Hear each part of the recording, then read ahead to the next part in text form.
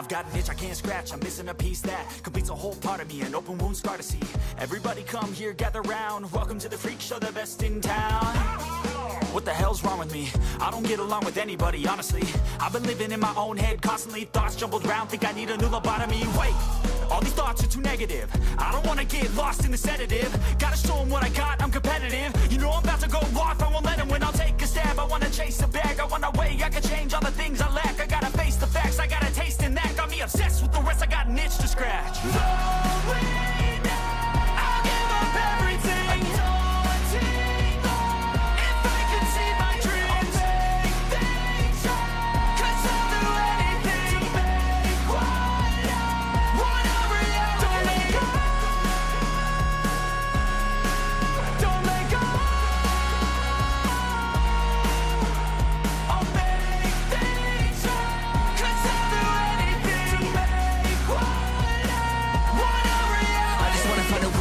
The venom in my brain, running from the past, wanna escape my pain. I just wanna be a better person, I deserve this, I just wanna break these chains. Always asking for greatness, true to myself, I never fake it. Seen too many once that I so they get famous. And when I say the truth, most really can't take it. In spite of everything I've been through, I'ma make it. Fake friends, but on my downfall is toxic. Day one, started the outlaws for profit. Now all I do is write verses, no talking. All I do is put the work in, no option. This was everything I ever wanted. Created a legacy off of me, just being honest. And the fake ones hate, but it's all to no avail. They wanna see me lose, but you know I never fail.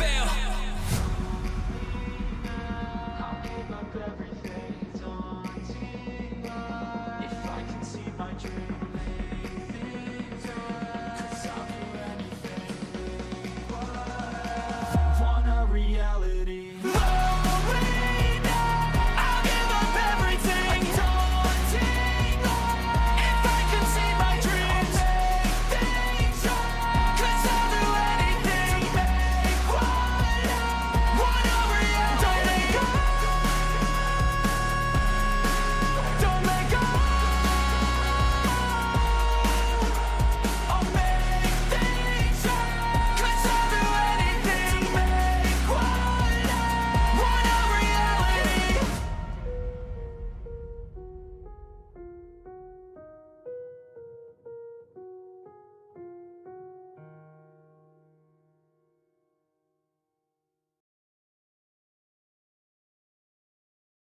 All right, let's get it. Let's get it. Let's get it.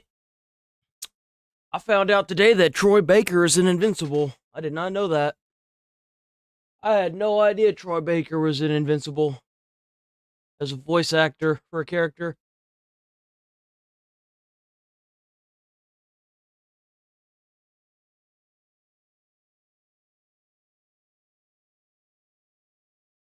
Busbound? What is this? There's not a lot of games this morning. In a town, the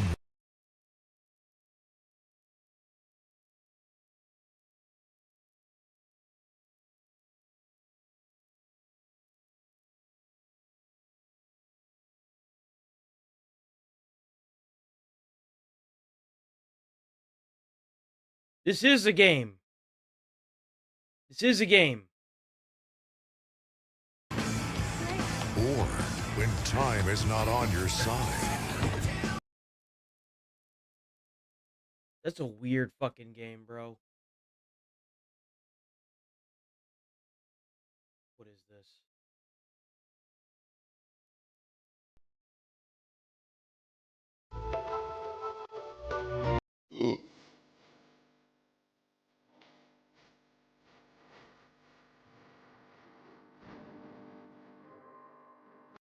It's like a What the hell is this shit?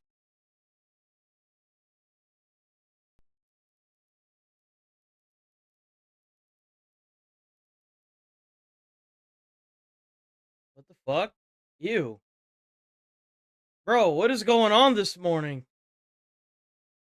What the fuck? Like, what the fuck is even happening anymore? Oh, you know what? That's 007. 007, if you must know, took on a lot of diverse hires. They even admitted it. So there's a good chance that the new 007 game is going to be garbage, shit, trash. Oh, why can't they just leave it alone, man? They just can't leave the games alone. They just won't do it.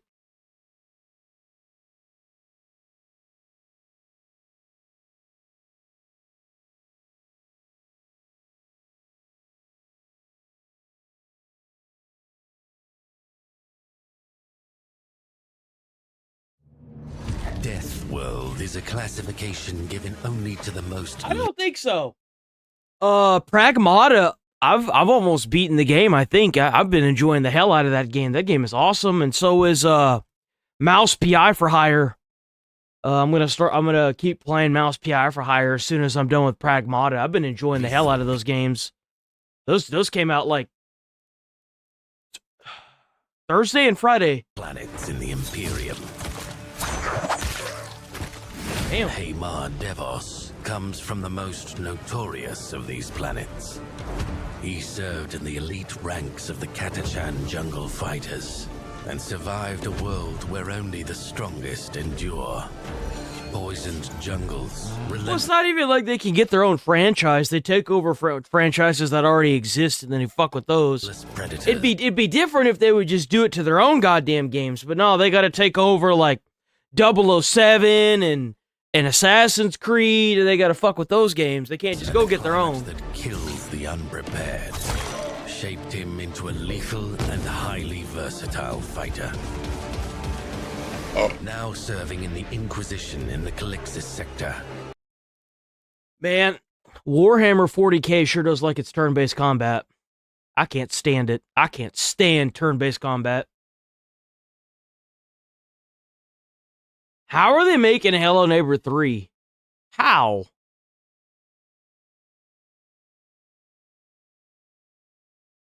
I think the rest of this is just garbage. I don't think there's really anything else that's...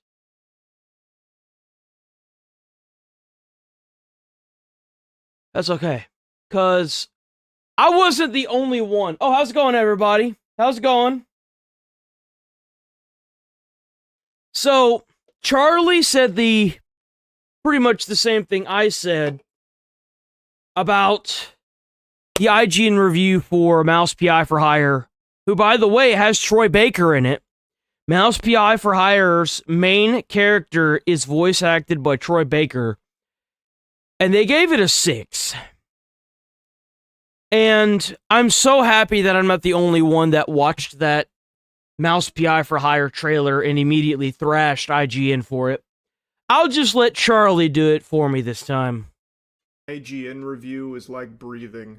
Everyone does it. In fact, you have to do it. Yep. It is a biological necessity. Yep. And for good reason. IGN reviews... Well, It's one of those reviewers that either kind of hits or misses completely.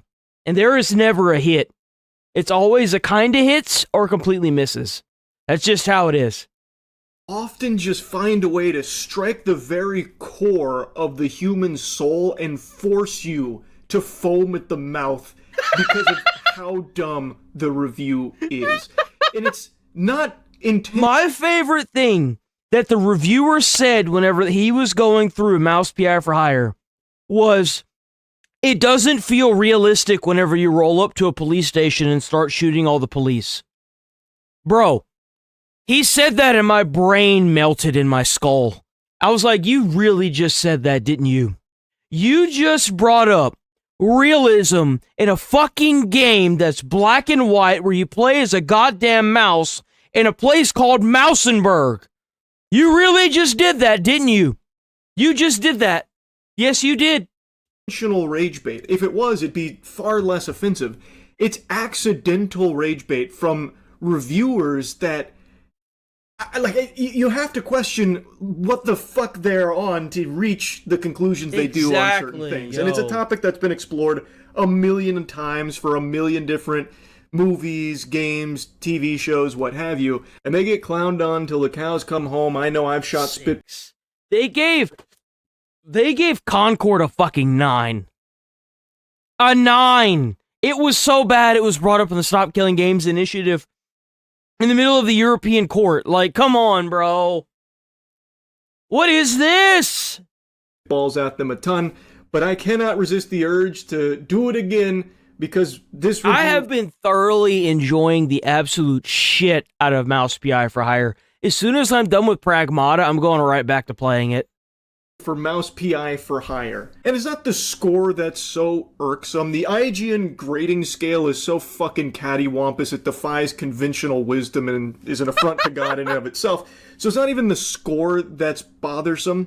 It's the reasons that the reviewer gives for why it's a 6. It's so outrageous it feels almost sick. It feels like it's forced. Like they have to give it the score and they're trying to come up with excuses for the score. It feels like the guy that's reviewing it, like I said, right, he's forced to give the score, so he has to give a reason. It feels like he does it on purpose to rage bait people against the score. Like he has no choice but to give it the score that's given, and that he has to give, like, bullshit reasons, or he wants to give bullshit reasons to make people foam at the mouth. That's what it genuinely feels like. Like, they want you to know that they technically don't want the score, but they like rage bait you with the reasons. Except it's done earnestly. It's genuinely fascinating. Like, fascinating in the same sense that if I went to the aquarium and a manatee shit into the glass as I was watching it, I'd be like, ooh, curious. What? You know, one of those things. It's like, why? Like, how did we even get to this point? So, if you subscribe to the gaming channel, Moist Critical Gaming, you've probably already seen that I'm playing the shit out of Mouse PI for Hire. Yo, W. Charlie! Asmon played it too. Game's fucking awesome, dude. The game is so good. I'm sorry. If you haven't played Mouse PI for Hire, I recommend it. I think it's a great game. I'm really enjoying it. Also, you should definitely go subscribe to the gaming channel. Yep. I play like a million Concord fucking games a at month. 9, boys. But Mouse PI for Hire is a standout so far this year for me. And when I watched the IGN review, I was blown away. So I want to show you some snippets here. What bothers me, however, is how... I'm mad that I didn't buy the collector's edition of Mouse PI for Hire. I only bought the digital version. If they release another game, I'm hopping onto that collector's edition 100%. I want to spend more money for these games, especially if I've got a little bit of retirement money left over. I want to spend that extra money because I want to show the support to the developers. If you get the standard edition of the game, that's great. But if you have the extra little monies to put towards a game company that is releasing a collector's edition to show your support, you should always try to get that. And it's not a matter of, oh, well, I want to get the best bang for my buck. It's if you want a Mouse PI for Hire 2, spend the money, guys. If you have it, spend it. Overly referential so much of it is. The world is full of mice, so everything is about cheese. Everything. A bad guy, he's a cheeselegger. These cheeseleggers in... Dude, it's a pun, you fuck. That pissed me off, too. I was like, dude, you live in Mousingburg. Like, what do you think? On the shrew racket. It's a mouse. It's going to have puns. It's going to be funny. Come on, bro. Lady Mouse with a sultry Dude, by voice. the way, Troy Baker completely killed this part. So good. Oh my god, Troy Baker's a fucking legend. It'll be described as Gorgonzola picante slapped on a mozzarella platter. everything is a reference to the fact that everyone is a mouse and mice like cheese, and when it's not, instead it'll be a reference to an old cartoon, or the fact that this is a video game. When you jump, just act like you didn't. The voice actors, led by Troy Baker, do an admirable job with what they have, but nothing in Mouseburg is allowed to just be. It has to be a mouse reference, or a literally cheesy one-liner. Cheddar. That's how old TV shows were. That's how old cartoons were. Like, think about, like, Bugs Bunny and Daffy Duck. How many times they reference themselves. Come on, bro. Gouda. No good if you broke, Jack. Or a reference to something. So basically, he doesn't like that they mention cheese a lot. He doesn't like that it's constantly referencing the fact that they're mice, or that it's a video game, or other cartoons. Thinks it's too referential, which I actually think is a valid complaint. He doesn't like the writing. You can boil it down to the writing wasn't tickling him. It didn't make him giggle, and he started to roll his eyes at how many times they mention cheese. I actually think that's totally fine. How many of y'all even pay attention to that shit? Like, hardcore. How many of y'all, this day and age, even pay attention to that shit? How many of y'all have even seen the cutscenes in a game? like actually sat there and watched the cutscenes without being forced to watch them. Because I know some people don't even watch cutscenes, they just skip through it all. Like, this idea that, oh, well, I got this game that's this narrative experience with no actual game. Bro, that ain't a fucking game. That's a cinematic fucking movie thing. I don't know what the fuck that is, but that ain't a game. If the gameplay ain't good, it ain't a game. I don't know where the fuck this mentality came. Who gives a fuck? Oh, but the story sucks in Crimson Desert. Oh, 5 out of 10. No one gives a fuck. How's the gameplay? Gameplay is kind of shit. Oh, they fixed it? Good game. 10 out of 10. The game's supposed to be a game, motherfucker. Game. It's in the fucking title. Like, writing isn't going to hit for everybody. There's nothing wrong with that. But as the review goes on, the complaint becomes more, it wasn't noir the way I wanted it to be. It wasn't serious enough. And then starts picking out logical inconsistencies with this world. And that's where things get real fucking goofy. Like, that's turbo wacko sauce right there. It's a cartoon. Game is a love letter to the old rubber hose cartoons and noir. It is not meant to be like a serious fucking pipe-smoking noir experience that's gonna have you sitting there thinking in your chair like this hard-boiled detective, real big thinker piece or anything like that. Exactly. That the reviewer seems to want it to be. And that's like the main gripe. He starts pointing out these logical inconsistencies in the world. He does mention the cheese a lot, which I think is weird because I think it's a fine complaint to say, like, I started to get annoyed with all this cheese stuff. But it makes sense in the world because these are fucking mice. So of course cheese is going to be a big part of like that society in the world they have built. I should have probably guessed the former when one of the first things I saw was a steamboat named Willie, but at least that and the reference-heavy power-ups are cute. Yo, the spinach is what sold me for the game. I was like, nope, gotta play it. Any reference to Popeye? I'm in. Sold. Take my money. Constant callbacks to classic films or other video games? Not so much. And it doesn't end there. A boss fight in the sewers, it's a literal alligator because of... Yeah, because it's funny. I think that's hilarious. I don't think I'll ever see a boss fight in the sewers that isn't an alligator and not think it's funny. Because it is. It's hilarious. You never get rid of Sewer Gator, bro. He's forever. He is inevitable. You go to the sewers in a game, there's a big-ass fucking gator. That's just how it is. Get used to it. Of course it is. If you're looking for the cheese-liking foreman, Jack will quip that he doesn't look like much of a boss. More like a mini-boss. And then laugh at his own joke. Just listen to the way he... I mean, I like that too, but would you buy a game that has this in the trailer and take it seriously? Would you buy a game that looks like this and take it serious? Fuck no, it's a cartoon. What do you think cartoons are? They're not serious at all. More like a mini-boss. Yeah, exactly, like... Joke. Just listen to the way he talks about it. He fucking hated this. I think he wanted to go lower than a 6, but then felt like the response would be too... I want there to be a Fallout 5 so bad, guy. I don't even think you guys understand, bro. If Fallout 5 came out right now, I would be gone for like 3 months. I would come back, my beard would be down to the floor, my hair would be all the way out. I'd probably have flies around me. You guys would not see me for months. Ferocious if he did. I would disappear. Seems like he actually loathed it, just by the way he's talking about it. I don't even understand the complaint about the alligator boss fight. Did he have the same complaint for Resident Evil 2 when you fought a sewer gator there? It actually feels like it's... low-key, I was actually thinking the same thing. I just wasn't sure which Resident Evil it was. Doing the IGN meme of too much water, if you remember that one. This one is too much cheese. Even here, though, I have issues. Weapons can feel weak, especially the shotgun. It's got the... I don't know what the fuck this dude's talking about. Yo, I'm playing in the hardest difficulty. That shit's easy. Like, what do you mean? You just need to learn how to fucking shoot. You're not gonna shoot that? Okay. Let me give you a crash course on shotguns, fucktard. Shotgun close range. Handgun long.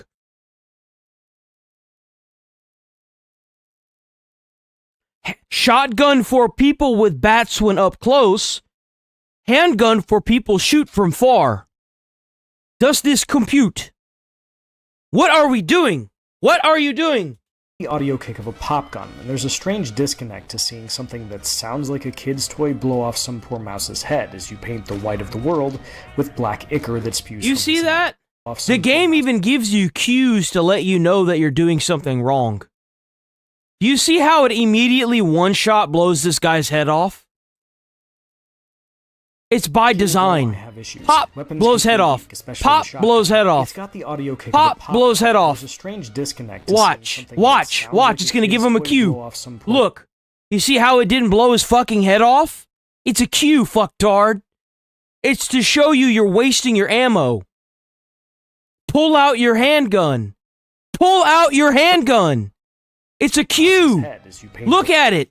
Oh, what? He got stunned again? Whoa! Well, maybe you should use a different gun. How is this so difficult? Are you really this consumed by this being your job that you can't even enjoy the game? It's a cue, bro. Read the cue. Sounds like a kid's toy blow off some poor mouse's head as you paint the white of the world. Jesus fuck! With black ichor that spews from his neck. I honestly have no idea what this complaint means. I'm not gonna lie. He was going on to compliment the gameplay. It's a boomer shooter. It's a very competent one at that. It's a fun one, which he was also mentioning. It's incredibly fun. If you got... This game is how Doom Dark Ages should have been. Genuinely. It brings back the Doom Eternal right gun for the right mob situation. It does. And if you're just too fucking stupid to understand that, that's not on the game developers, that's on you. Read the cues, man. They're not gonna baby bird all the fucking information to you. How you been a gamer for this long and you can't read the cues? Read the cues! Said, like, he also has complaints here, and then notes the shotgun sounding like a kid's toy, and then blowing. Bro, the fact off. that in the shotgun he just takes a fistful of shotgun shells and throws that shit into the underside of it. Dude, the first time I saw that, it just made me laugh. Because I was like, dude, I thought... that was one of the things that really pissed me off with Doom Eternal, was like how often you had to reload your shit. And then, like, whenever you had your shotgun and you're like, clunk, clunk, clunk, and I was like, just take the fucking shit! Put it in the gun! Bad guys' heads in the game. You can never reload fast enough! What? Like, it sounds like a cartoon shotgun from fucking some kind of WB cartoon back in the day. Like, what do you, like, what is it supposed to sound like? And why does that matter? Like, I truly don't think that was worth mentioning. I really think he was fishing for anything else. He was nitpicking. That's what he was doing. He was nitpicking. So that way it seemed like there were more complaints he had outside of just not liking that it was silly noir instead of serious noir. Enemies mostly come out of doors marked with a skull that you can't enter, robbing these areas of anything remotely resembling a sense of place. Levels also really like to pull the "we're gonna lock you in a room and throw baddies at you until..." Does every single game ever made. Every single game ever fucking made does this unless it's open world. What are you talking about? Wolfenstein did this. The old Call of Duty games used to do this. Like, if there's a single player game that is a first-person shooter that's linear, that's what they do. Every single first-person shooter that's in a linear design like Wolfenstein does the same shit. What are, like... "they're dead" or "you are" shtick, a little too much for my taste. None of this is game-breaking. The combat is fundamentally good enough to carry you to the end of the roughly 12-hour campaign, but sometimes it feels like being at a show that's never quite bad enough to How's it going, Melissa? Here's another complaint that I think is truly pulled out of his ass just for the sake of trying to find anything else to be negative about to justify a 6. What do you mean that there were too many rooms of just killing enemies to progress? It's a boomer shooter. You know it's a boomer shooter. You have even made a mention of that. That is the core gameplay loop of a boomer shooter. You go into a corridor and you fucking blast ass. This game really reminds me of the OG Dooms, like the original Dooms, with a little bit of spin on the whole, like, gunplay mechanic that Doom Eternal has. That's really what it feels like. If you guys want my... That's almost... I could not mold that view any more so than by saying that. That's exactly how it feels. It feels like if you had played Doom 1... and then you slap on, like, the Doom Eternal gunplay where you need to use specific guns for specific enemies. That's exactly what it feels like. Until there's no one left, and then you move forward. Did he have the same complaint for Doom? I doubt it, like, because that is what boomer shooters are. So I don't know why he's saying there was too much of that here for his taste. Has he never played a boomer shooter? I don't know. It seems like he has, because he made a mention. So how could that ever be a complaint? If the complaint was the gameplay's not good enough to make me excited for each of these rooms, that would be understandable. But he made a strong mention that the gameplay is good and is very fun enough to carry you through it. So I just don't understand how anyone could have an issue of rooms of enemies you have to kill to move forward in a boomer shooter when that is the entire, like... It's the game. Meat That's the of game. that genre. Some of these locks are on a time limit, or must be solved in a limited number of moves, and you only get one shot at the good stuff they hold. Others are so easy you could probably solve them by letting an actual mouse run across your keyboard. It's very... Yeah, you know why? Because the game's not about doing this. It's there, sure, to add a little bit of inconvenience to opening locks and stuff. Sure, why not? It's funny. Like, if I had made a game like this, I think this would be funny. Like, how many of the old-style cartoons do you see, like Thomas from Tom and Jerry breaking off his whiskers and using his whiskers as a fucking lockpick? Or Jerry using his tail as a lockpick? It's funny. It goes with the theme of the fucking show. It's ingrained. It's like bread and butter, bro. Like, what do you on about? Why is that very jarring? You got me porky pigging right now. In Skyrim, there's novice lockpicks, and then there's expert lockpicks. Is it jarring there, too? It's called different levels of difficulty with the lockpicks. Like, what do you mean? Yes, there's going to be easy ones, and then there's going to be more difficult ones, with strict things like certain number of moves, or you're only allocated a certain number of moves, or a certain amount of time. It's a scale. There's easy, and then there's hard. Why is that jarring? That's like the most established thing in all of gaming. Now, he goes on to compliment multiple other things about the game, but then says that he never got to do the whole detective thing because the game does it for you, and that's another thing that he had an issue with. And that's another thing I think is totally understandable to be like, I'm a little disappointed, because the game doesn't make you solve anything. It does do it for you. You gather the clues, you put them on the board, and it connects the dots. If he wants a game like that, go play Shadows of Doubt. Go play Shadows of Doubt. And leave the actual boomer shooters to the people that want to play them. Because it does seem like this IGN review came from a place of not wanting to play it. And that's fine. If you don't want to play it, that's fine. But don't give a genuinely good game a bad rep because you didn't want to play it and it's your fucking job to play it. You know how many people would give their lives to be in that seat where that IGN reviewer is? Making money off of just playing games and doing reviews. Like, bro ain't even got to edit up the video. He just has to follow a script. That's all he has to do. Like, what are you on about, guy? If you don't like the fucking game, don't like being in your seat, then give it up for somebody else. There are people that stay up for 24, 48 hours to finish a game and then have to do all the groundwork to actually do a solid review that are YouTubers. Bro's got the best of both worlds. Like, what are you bitching about, bro? Like, it just makes no sense to me. It's like IGN's reviewers, they don't even treat the games like games. They treat it like a job.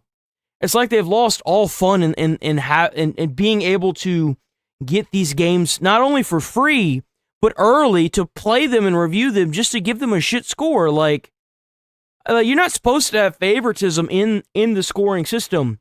But it seems like it's like the polar opposite. They actively go out of their way to disenfranchise and nitpick at games that don't fit their little checklist. Why?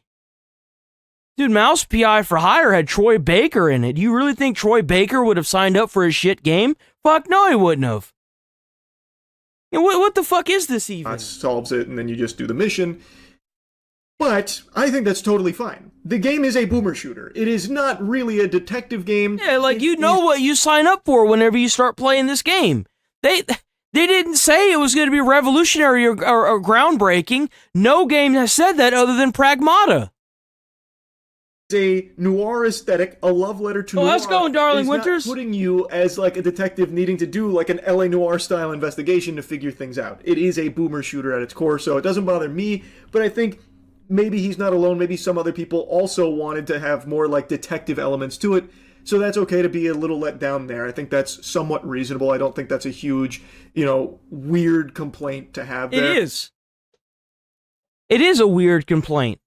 It's a bunch of, and I've said a little bit of this, it's a bunch of grown-ass adults that are being forced to play games that they don't want to play. I saw the trailer for this game, and I was like, that's all me. I want this game. It's got Troy Baker as the main actor, as the main voice actor. I want this game. I got it, and I've loved it ever since. But whenever you're in a review place, you need to be able to be unbiased. Not every game is going to have groundbreaking gameplay in it. I hate to break it to you. If it was as easy to come up with groundbreaking new gameplay, we'd have done it by now. But the fact of the matter is that all the games that are coming out have copycatted different things from other games throughout the years because nobody's come up with anything new. You know why? Probably because we found it all. Now we've got a first-person shooter game like Pragmata that uses hacking from a different game. Like, big surprise, both of those mechanics have just been put together to multitask. Like, what are we doing? But then we get to this section here that made me really want to yap about this because it kind of just blew my mind listening to it. That brings me to one of my major problems with Mouse PI for Hire. Look, I hate to be that guy who brings up ludonarrative dissonance in a video game review in the year of our Lord 2026, and if you're rolling your eyes right now, I can't blame you, but it's an actual issue here. Jack Pepper is a PI who kills more people in a single mission than Philip Marlowe has in every... And so it begins. And so it begins, boys! book Raymond Chandler ever wrote combined. I don't care how corrupt the cops are. A private detective can't break into a police station and slaughter them en masse and then go about... Your Karenism is showing. This is the part, this is where it pissed me off. Oh, but the realism of being a detective and not slaughtering all the police. But the realism... Bro, it's a fucking cartoon game. It's a cartoon game! Philip Marlowe has in every book Raymond Chandler ever wrote combined. I don't care how corrupt the cops are. A private detective can't break into a police station and slaughter them en masse. But I bet.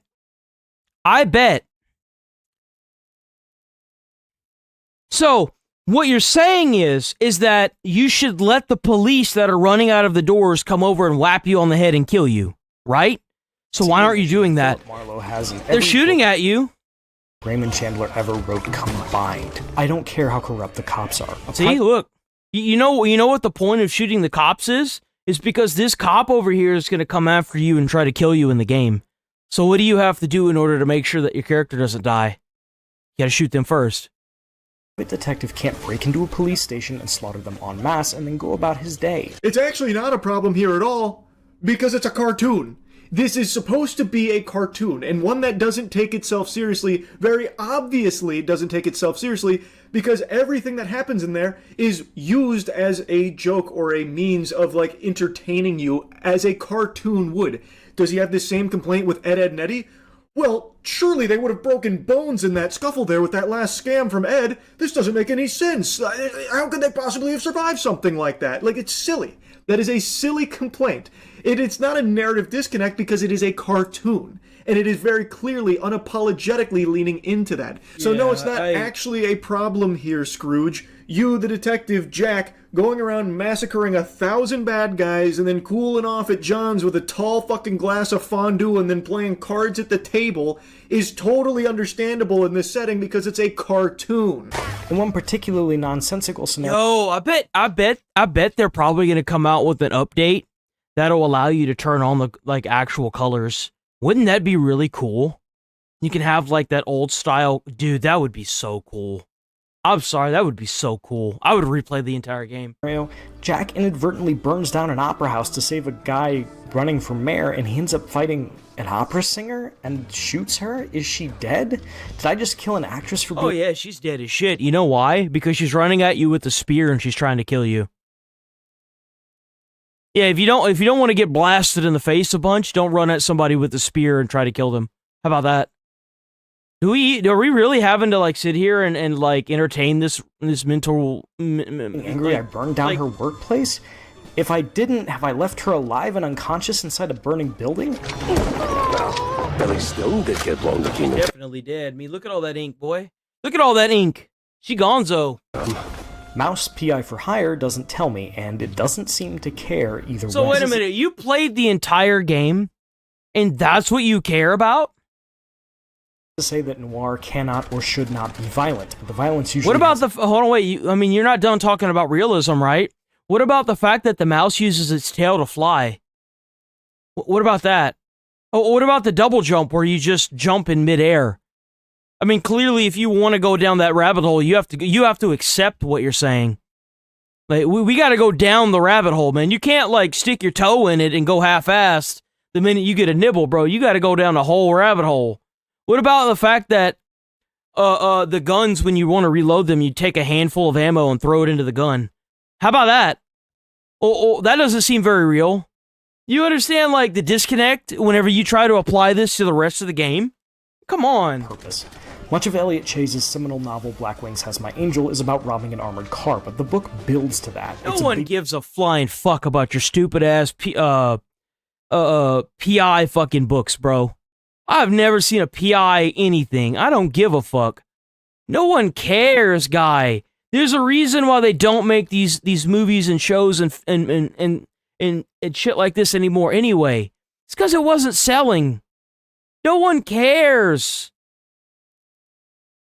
Deal when it finally happens, and the characters have to reckon with the fallout once it does. Jack Pepper, on the other hand, is a walking catastrophe, and nobody in Mouseburg seems to care. Because it is a cartoon. Why didn't Wile E. Coyote end up in jail for life for being a fucking terrorist blowing up everything? Why did Elmer Fudd not die a million times with everything Bugs Bunny did to him? Why does every cartoon character that have an anvil or grand piano fall on their head like Pepe Le Pew not die right there? Why do they come back? Because it's a cartoon, man. And this is not supposed to be a serious noir comparable to the actual noir properties that he's referencing. This is more a cartoon than a noir, and it's using that aesthetic, blending both of them. It's just a theme for the gameplay, man. It's just a theme. Like, it's just a fucking theme, man. Together, and I think it does it extremely well. It's such a weird complaint. Like, I really think this is just so odd. Again, the score isn't even that bothersome to me. That's what made me think that he didn't want to give the score that it got, but like he had to come up with a reason, and he was just trying to rage bait everybody and make the company see how stupid it is. That's kind of what it seems like to me. I'm not gonna lie. That's genuinely what it feels like. It feels like IGN preemptively gave the score, and the guy that has to play the game and do the actual like output of the review had to give reasons for it being a 6. Like it was never his choice. And he just kind of grasped onto that and gave it what it was. That's what it feels like. That's the only thing I can come to. Because like, how do you see a game that's a cartoon that is clearly like a play in itself of being a cartoon, and you come to this conclusion that, oh, well, it doesn't feel real enough? Dude, like, what? I'm sure people have played this and they're like, it's not really for me. The writing, doesn't make me laugh, and I don't love the shooting, and, it's the same enemies are repeated tons of times. It's not like there's a ton of enemy variety, and it doesn't really challenge you to be switching weapons constantly like other boomer shooters, so, maybe I'd give it a 6. I could understand that, and I'm sure there are people that have that take. That's not the issue. The reason why this review is getting dunked on by a lot of people, and now I'm yapping about it so much, is because the reason that he's giving for it being a 6 is solely because it seems he just really wanted to be a serious noir, and the fact that it's silly and plays by cartoon rules instead of noir rules bothered him so much that it knocks it all the way to a 6, despite everything else being good, like all of the actual gameplay, which he makes a mention of. It's just odd. It's so weird. Bro found a cross and he's trying to die on it. He's like, I've got to stand up and fight for all the PI shows out there, the old black and white and boomer-tastic things that, I've got to stand up for them and give this game a shitty score because I'm a little bitch. That's what it sounds like. To go about That's what it his sounds business like. and is portrayed as a down-on-his-luck everyman PI, like the characters who inspired him, when he is, at best, a mass murderer. Does that make for a more fun video game? Maybe. But it's bad noir and a worse detective tale. There's no maybe there. It does make for a better game when the game is supposed to be entirely revolving around boomer No, and that's shooter. fine. You don't have to play this game. That's fine. But whenever you see the trailer for a game like this, and you expect it to be anything else, I don't know what the hell you, like, what do you expect, man? It's a cartoon. It's a cartoon game. Action. That is the main meat here. And no, it doesn't make it a bad detective game, because very few people are going to be looking at it through this lens of, ruined my immersion in the mouse world here, because Jack killed so many bad guys and he didn't go to jail, and no one even really seemed to care about all the bad guys that were dying. And then when he was talking to that brain in the jar, it's like brains can't even speak. Like, how does that make sense? It's dumb to even have that complaint, man. It doesn't make it a bad detective story. It is fully sensible in this cartoon world. But Will, you might say, this is a goofy Looney Tunes FPS. Why should I care about any of that? And the answer is because Mouse wants you to. It wants you to believe that this is important. You spend a lot of time talking about these characters, about putting together the clues you need to get to the bottom of what's going on, about Jack's motivation for doing the work. He allegedly needs the money, which both leads him to taking cases and doesn't track when I'm super rich from all the killing. Oh my god, it's like it's the first video game he's ever played. He is now using the fact that you collect currency when you kill the bad guys as a way of saying, now the story doesn't make sense because I'm no longer down on my luck. I got so much money, I'm rich, look at my inventory. Brother, what? And he's dreadfully misunderstood the game if he thinks that it's intentional misunderstanding, too. I mean, let's be honest here. It's on purpose. It's on purpose to disenfranchise the game and make it to where it doesn't get as many sales. Just like Crimson Desert. Seriously, at no point throughout the 10 hours I've spent with it so far have I even had a whiff, the slightest huff of something that's supposed to be taken seriously as like an emotional beat. Because at every step of the way, even during like a big reveal and like a big betrayal of someone that we looked up to, it is used as slapstick comedy when you actually get there and confront them. It is always being silly, because that's what cartoons do. Well, at least the cartoons that this is paying homage to. And like he mentions, it tries to get you invested because you spend a lot of time with them. Yeah, man. That's because that's called a good game that has a lot to do. You get to interact with the characters. You get to talk to them. You get to learn about them. And that's exactly fun. And it's always entertaining camaraderie between them. But that doesn't mean that it needs to be taken to the utmost level of seriousness, like in the noir properties that you're referencing, because that's not what it goes for. And I don't know how he could possibly get that impression when he was playing it. I really don't know. I don't get it. Mouse PI for Hire nails It just seems like, to me, the guy wanted a PI game, and for whatever reason, he was blindly misled into believing that this game was going to be that for him. Go play Shadows of Doubt, and then come back and make a good review. Because the review and the reasons for the review score were absolute dog shit, and everybody knows it. The entire internet sees it. And I think that people are just tired of it. Seriously, they're just straight up tired of it. Okay.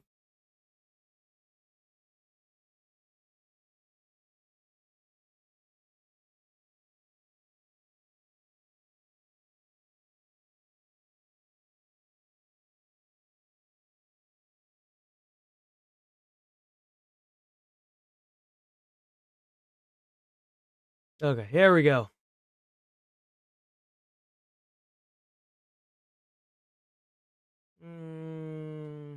The mod team. This is actually, like, in my opinion, kind of crazy drama to have happen.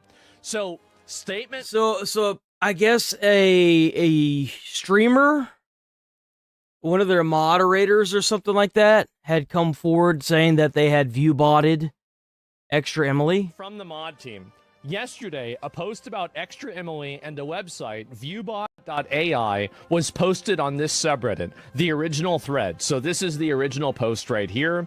Removed by a moderator. Harassment, unsourced allegations. So, and by the way, the unsourced allegation was literally just a link, right? Like, it was literally, like, this is the Not good. And anyway, so we really want to. I don't really care about this. Let's move on from this. I don't really give a shit. So Nick Shirley, because you know Nick Shirley, because it's Nick Shirley, Nick Shirley, by the way, independent journalist, is down in California asking these senators why they're signing the Stop Nick Shirley Act. And I saw a short of one response. And boys, let me tell you what. These motherfuckers are trying to shut down American freedom as we know it. Yes, sir. As we know it. I think you're a psycho scam artist. They don't want to end their fraud Nick Shirley. Independent journalist. Go get him, Nick Shirley. racket. A lot of the politicians, they benefit from the political organizations, and so they want this racket to continue. They don't want the truth to get out. Stop fraud investigations, but you're the one who signed off and you're a co-author of it. Here in California, they are trying to pass the Stop Nick Shirley Act. The official title of this bill is AB 2624, and today we're going to be confronting the legislature. Make sure you got your typing fingers ready, boys. I can smell the trolls afoot. The last time we covered this, there were a lot of people got down in the comments and were like, oh, but it's just going to change this one thing. No, it's not.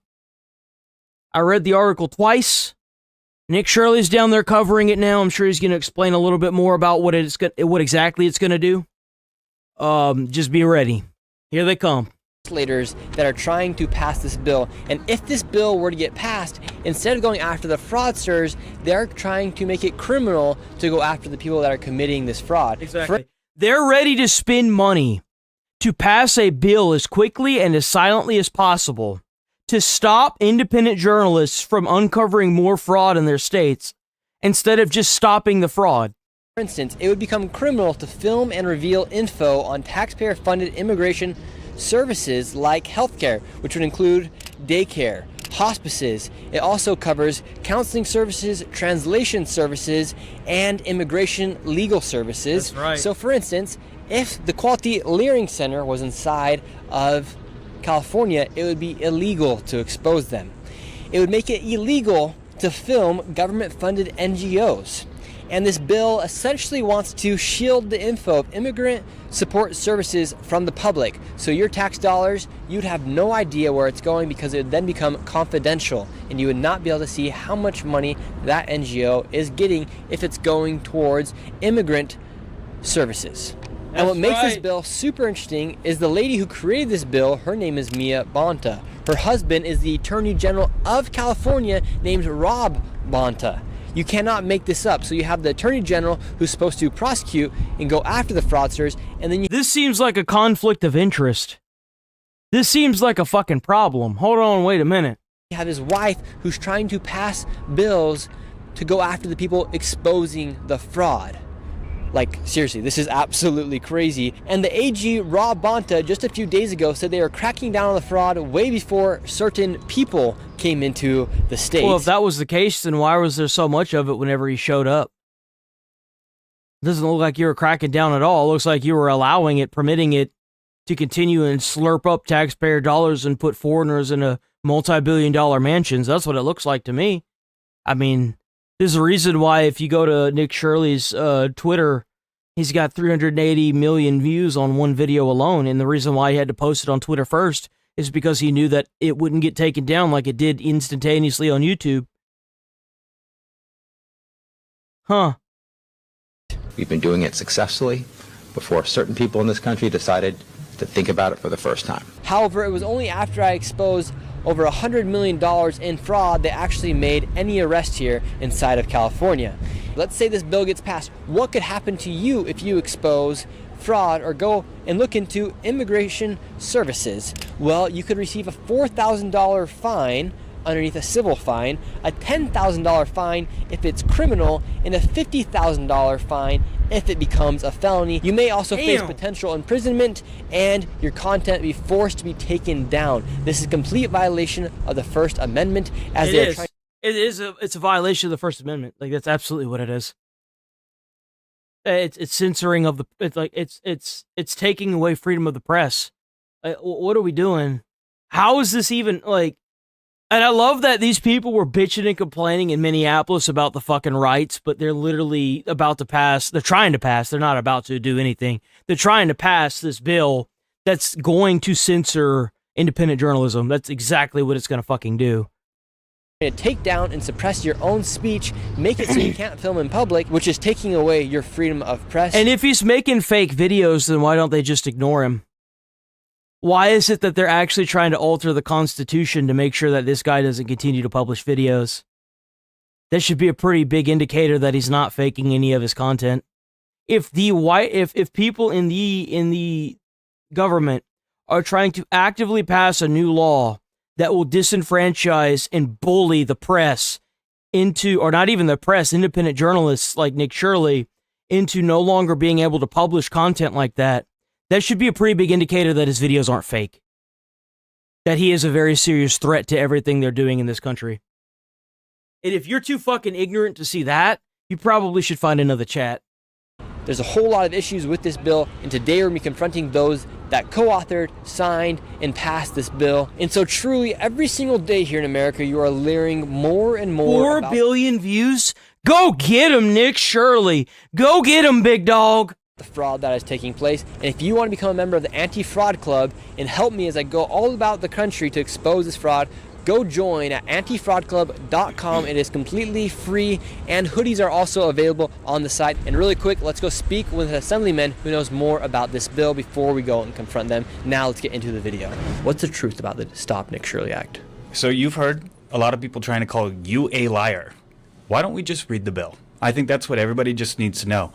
So in this section Nick fucking Shirley of AB 2624, which we call the Stop Nick Shirley Act, it says a person, business, or association shall not publicly post or publicly display, disclose, or distribute on the internet or social media the internet, the personal information or image of a designated immigration support service provider, employee, or volunteer if that individual or individual entity or organization authorized on the act of their behalf. And that's just some of the language.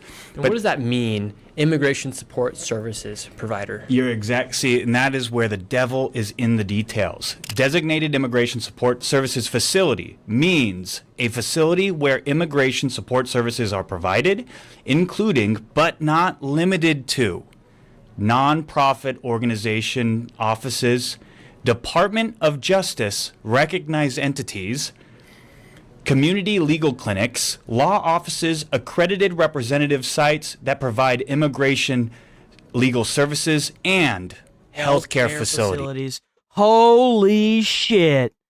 Look at that. I guess the proof is in the pudding, isn't it? Holy shit.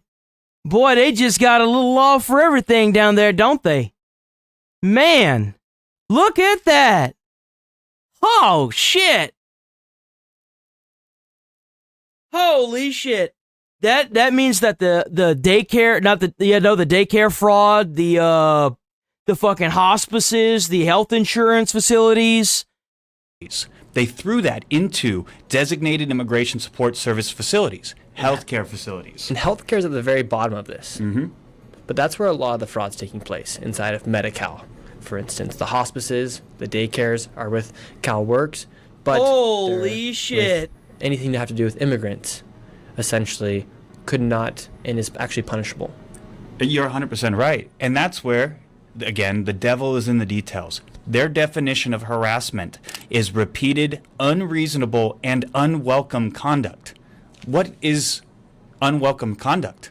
Simply you asking questions today, can that be considered unwelcome?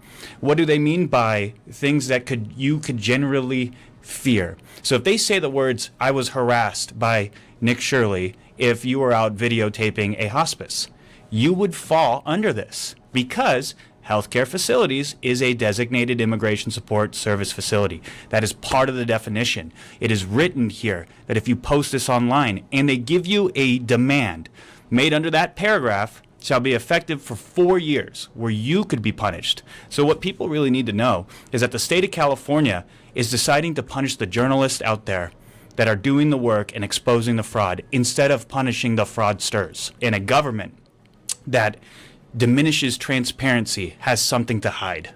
And what are some it's more obvious they have something to hide. They're trying to replace the minority voter base with all these illegals that they're importing in, and then they're using the healthcare money that they're getting to say that you're going to vote for whatever we want you to vote for. I mean, that's what's going on here. crazy it's things obvious about this bill? There's a section in this bill that says any records or documents pertaining to a program participant shall be held confidential. That is insane, bro. That is fucking crazy. So there are workarounds in this bill that will hide information that if you wanted to find online the Quality Learning Center, all of these areas can be now moved around and shifted. They are making it harder to find the people's money when we should be making it easier. When we have already proven that in 3 cases alone in the state of California, More than $500 million in fraud. Thank you for that. And so essentially, an NGO or a daycare, anything that falls underneath immigration support providers, their information would then become confidential. Exactly. Well, that's exactly right, is that they can hide it because they have changed the definitions. Designated Immigration Support Services Facility also includes healthcare facilities, also includes nonprofit organizations, and not only that, areas that the Department of Justice actually recognizes those entities. It's such a broad thing, so you can... Yeah, it's vague on purpose so that way they can censor everybody. It's vague like that on purpose. And you know what's really fucking scary about this? What's really scary about this is that they can use this, if it gets passed in a single state, to censor other independent journalists from other states. Kind of like New York has done with for fuck's sake, Steam and counterterrorism, CSGO. Kind of like that. How New York is suing Steam for the loot boxes in Counter-Strike, and now they've changed the gambling system in Counter-Strike. So if I post a video, or better yet, a better example would be Tyler Oliveira posts a video where he goes to, I don't know, Texas and uncovers a bunch of healthcare fraud, and he posts it on YouTube. Somebody from California could immediately strike that video, and because YouTube, a place like YouTube, has this like immediate fire first, ask questions later policy, it would immediately count as a strike towards the channel, and it would be the immediate censorship of that exposure. You get what I'm saying? And it would also hurt the channel. And it's the same thing with, like, if you post something like that and then someone from California, a representative, decides that they're going to sue you now to try and suppress you even more, so they're going to slap lawsuit you, right? You find out, you figure out really quickly how dangerous something like this is if it got passed. It becomes dangerous very quickly. Cover everything. And then when you look at those definitions, when I read you the bill, I am reading the physical bill. So when they call you a liar, how are you lying? How, when you have all of the information in front of you, and it's a front. When you sit down and you actually talk about it, you know it's a coordinated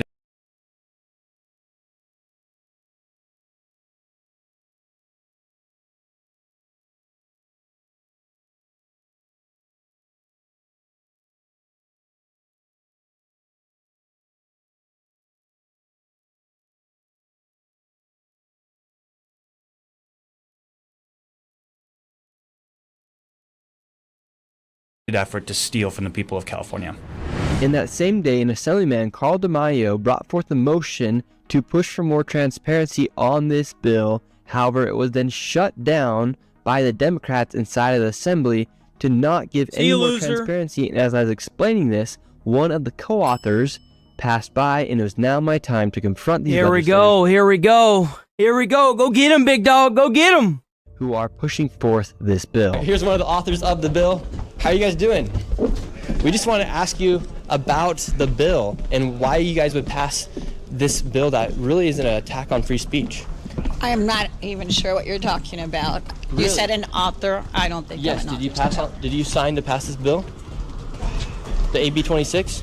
No, I don't know what you're talking about. Do you know what I'm talking about? How is it that you're trying to... You don't even know who Nick Shirley is, and you're just signing shit. You don't even know what the fuck you're signing, and you're just signing it. You don't even know who Nick Shirley is, which means that you have no idea what's going on as far as the fraud goes, because you haven't seen anything. But you're just signing shit. Oh. You do not. No, Are you you guys serious? are just talking about something. We're talking about something random. Okay. Sasha, how are you doing? We just want to ask you about the bill AB 2624. Why would you sign off on that? It's a direct violation of the First Amendment, and it makes it harder for people to expose fraud here. We have Ledge Council. They check the constitutionality of all our bills as we're writing them. I work on fraud issues. You'd know that if you look at some of the work I did on the budget subcommittee. Amazing. So Mia Bonta, her husband's Attorney General of the Attorney General of California, and it was only until So what's happening here is that the Attorney General that checks the Constitution part of that is automatically pushing stuff through for these people to sign, and some of them actually think that it doesn't violate the Constitution. It does. It is a direct violation of the Constitution. It's censoring of speech. It's a censoring of the press. And by the way, if you're wondering, independent journalism does fall under the press. They just don't get as many they just don't get as many privileges as actual press does. It's still a form of being under the press. And it's crazy that they don't even read what the fuck they're signing. Like, if you just read what it said is in the bill, you would immediately come to the conclusion that it's a violation of the First Amendment. You would.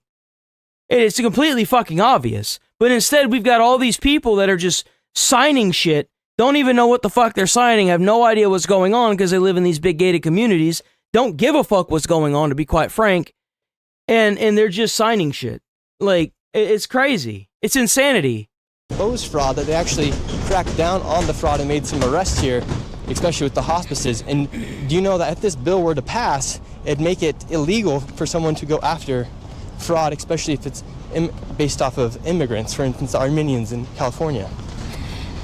No, I think that that's a misinterpretation of the bill, but I'm happy to talk with you more about it. And fraud and investigations into fraud are something that's been happening for a very long time. The Attorney General handles those cases.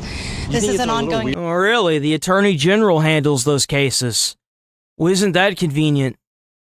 Man, it sounds to me like that state needs a new Attorney General, huh? Interesting. So they handle the fraud. They also handle any conflicts with the Constitution. Man, y'all sure do believe in having a type of king, huh? That's interesting. How come everything bottlenecks to that one person? That the wife of the Attorney General, Mia Bonta, is now pushing this bill that literally goes against the First Amendment. No, I actually don't. I don't think that this bill violates the First Amendment. I mean, really? that's the whole purpose. We have Ledge Council and Ledge attorneys that talk with us about this. Constitutionality is really important to the work. So your bill criminalizes publication of images recorded in public. Do you believe the government has the right to punish journalists for filming in public space? No, I think that is a complete... Well, that's because that's a violation of the Constitution. If you had read it before you signed it, you would know that. So you just said that it wasn't what what he said it was. He just read you a section of it, and you immediately like, bro. Interpretation of actually the piece of legislation. That is not. That's literally what happened. Speaker Rivas, how are you doing? What do you think about the Stop Nick Shirley Act, AB 2624? I don't know anything about it. And do you think there's any conflict of interest? He don't know anything about it, but he signed it. That's crazy. Wow. Mia Bonta and her husband being the AG. That just shows you everything you need to know. These people won't even answer the questions. So you signed off, you're a co-author of the AB 2624 bill. What made you want to sign off on this bill that would literally make it so NGOs don't have to disclose their money? Yeah, we'd have to go back and look at the materials from that committee hearing. Okay, and what for instance, just answer the question. Why does your bill apply to organizations receiving taxpayer money? Shouldn't publicly funded entities have more transparency, not less?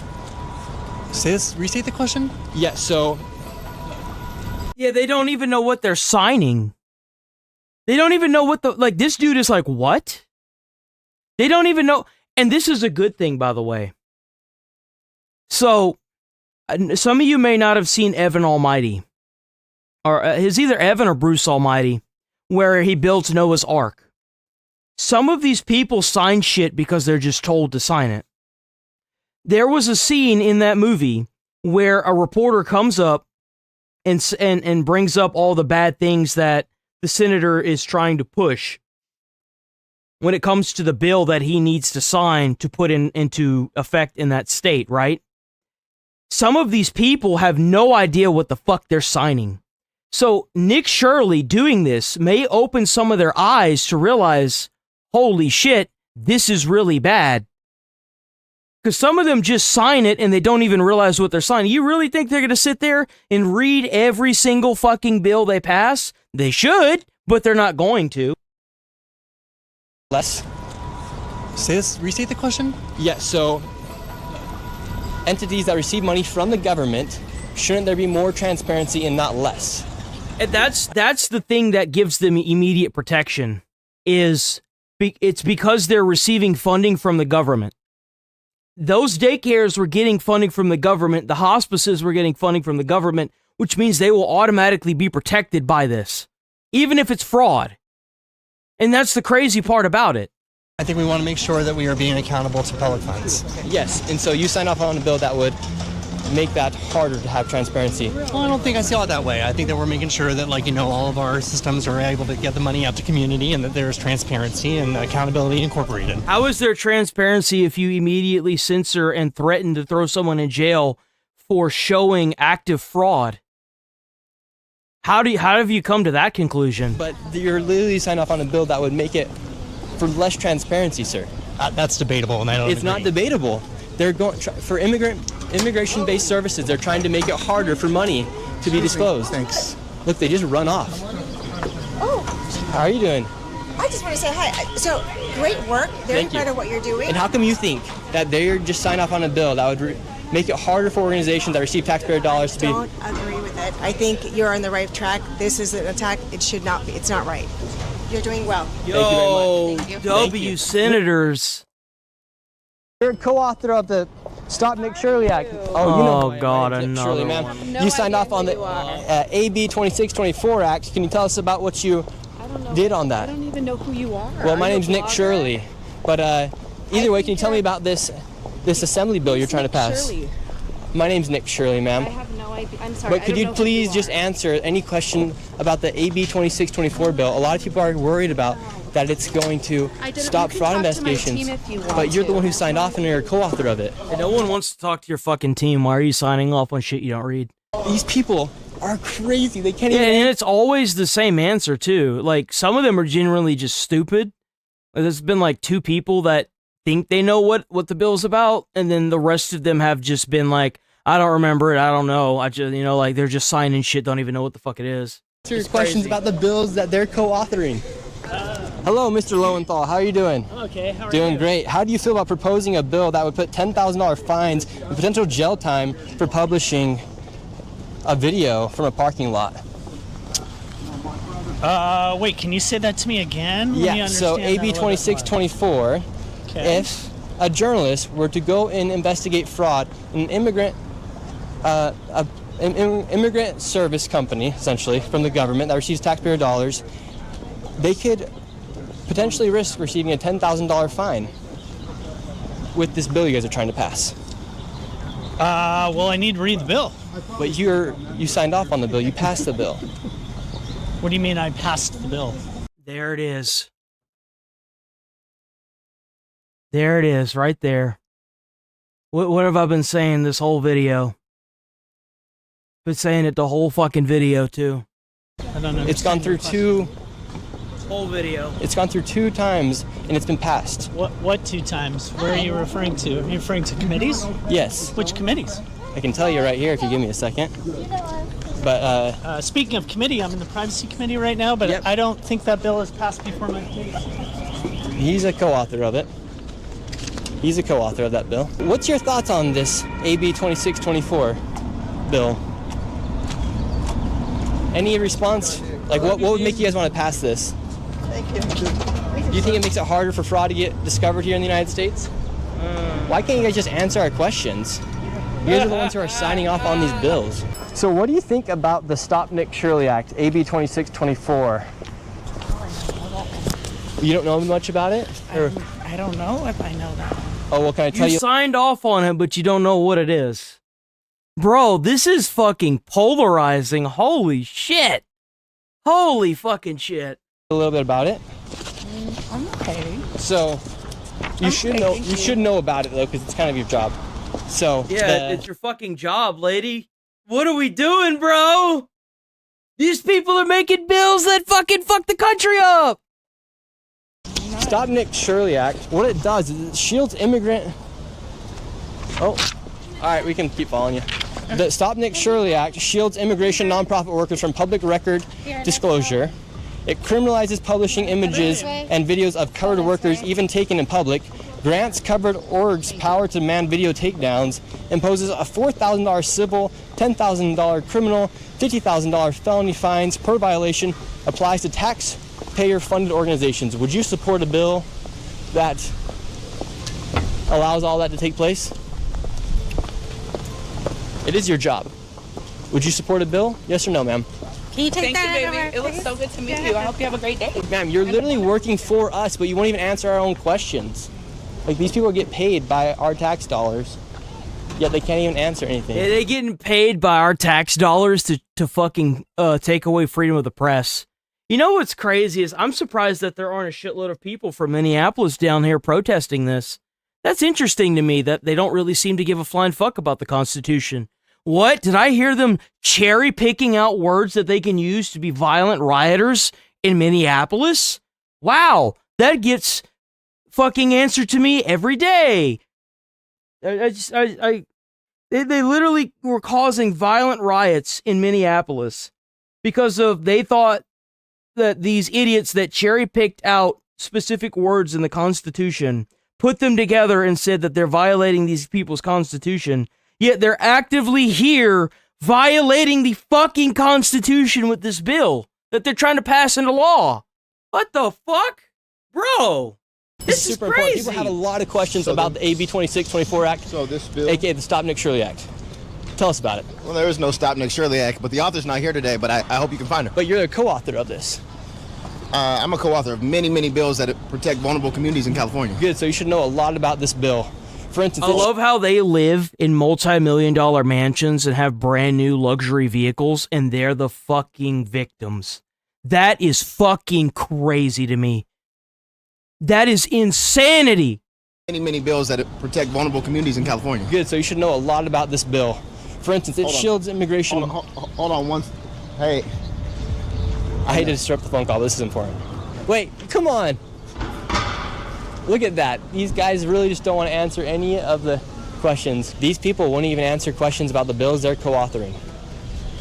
Welcome to Sacramento. You know, I appreciate you exposing waste, fraud, and abuse. It is... Fuck that. It's America. Fuck Sacramento. Sacramento wouldn't exist without the federal government and all these taxpayers, man, paying for these buildings and shit. That's crazy. What the? They wouldn't even have their positions if it had not been for the taxpayers. In California, just like in Minnesota, and if it wasn't for independent journalists like you, that would not be happening in our state. And I applaud you for doing it, and welcome to Sacramento. Well, these people are literally signing off on these bills, and they're acting like they don't have any idea what it is, when it really is a direct violation of the First Amendment. Most of them don't read the bills, but they know what it is. The people that you talk to that co-authored the bill, they know what it is. It's criminal. And then to think that they're getting paid from the taxpayers of California, yet they can't even answer any questions about these bills that they are co-authors of. A lot of times when the media will approach them, they deflect often, and that's just the job that they do, and they'll continue to vote. And it's ironic, like I'm the author of SB 14. It's made it a strikeable offense to make sex trafficking of a minor a strike offense in the state of California, and Mia Bonta we had to get the governor engaged to reverse her decision on the committee to not criminalize sex traffickers, but she wants to criminalize you. That's an ironic situation, huh? That is very ironic. So, the AG's wife, the Attorney General's wife, Mia Bonta, she wanted to protect sex traffickers. She wouldn't vote, and she did not pass a bill in committee a couple of years ago to make sex trafficking a minor child a serious strikeable offense. So if you get a strike and 3 strikes, your life in prison. She wouldn't vote for it. The governor engaged in that process. The next week they passed it out of committee, but she wouldn't criminalize sex traffickers, but she'll criminalize people like you. That is insane. That is fucking crazy, bro. Holy shit. Mia Bonta, she sounds like quite the lady. You should meet her one day. She didn't show up to her own job today, Mia Bonta, didn't it? Oh, I wasn't aware of that. Oh, is this Scott Wiener right here? Yep, yes he is. Yes. Scott Wiener, how you doing? I'm good. How are you? Man, what a name. He looks like a fucking wiener. Jesus. Doing great. Can you What the actual fuck is that? your Welcome opinion? to the Capitol. Thank you very much. Can you give us your opinion really quick on AB 2624? I think you're a psycho scam artist, so You think have I a am? good time. Please disclose how you think that. That's crazy. That's fucking crazy. Man, that seems like an average comment that I have in my channel every day. That's crazy, isn't it? Look how they just run away. These guys are fools. It would suck to have last name Wiener anyways. So right there, you have literal co-authors who will not give answers to the bill that they are a part of. Some even said they aren't even co-authors of the bill. And now let's see what the public has to say, and later we'll be speaking with the man, Carl DeMaio, who is in support of getting rid of the Stop Nick Shirley. I haven't pulled that many people up today. I pulled up one and just permabanned him.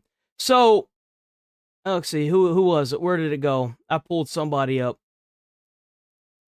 to get rid of the Democratic Party in California. Channel. Where's it at? Oh, hold on, wait. There we go. That's the problem.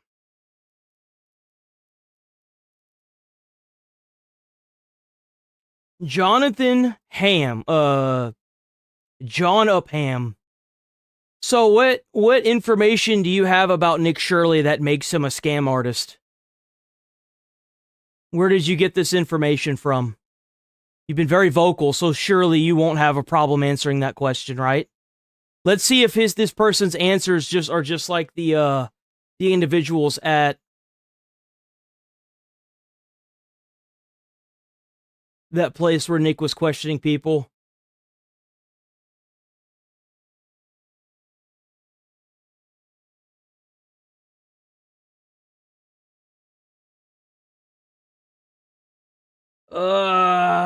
Where did it go? Right here. Activity. Nothing?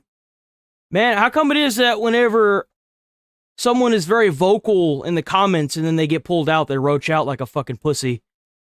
I'm calling you a pussy, by the way. You're not going to say anything about that? You was very vocal whenever you was calling people names, but now that you're getting called a pussy, I certainly hope that you're not going to prove me right.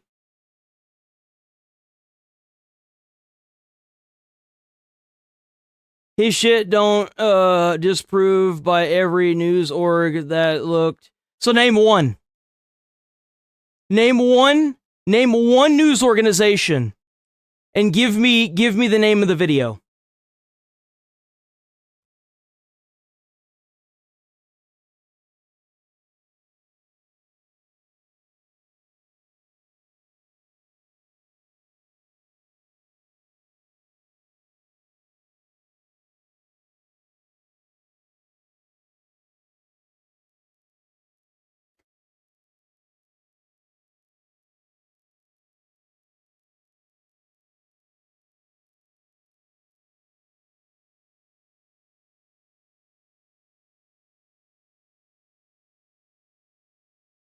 The Trump administration says it is now withholding all federal child care funding to the entire state. The Trump administration says it is now withholding shocking and credible allegations of extensive fraud in Minnesota's child care programs.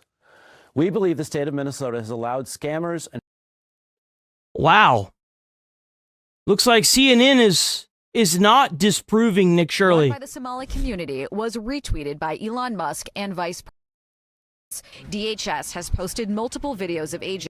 Yeah, I am 100% sure I'm true. CNN is looking into Shirley's videos, purporting that some of these daycares don't have kids inside. Minnesota weekend at the daycare where Shirley showed back up. A stream of children walk inside. You're saying that this is a fraudulent daycare. There's kids being dropped. OJ is touting If that's the case, then why is the daycare now shut down?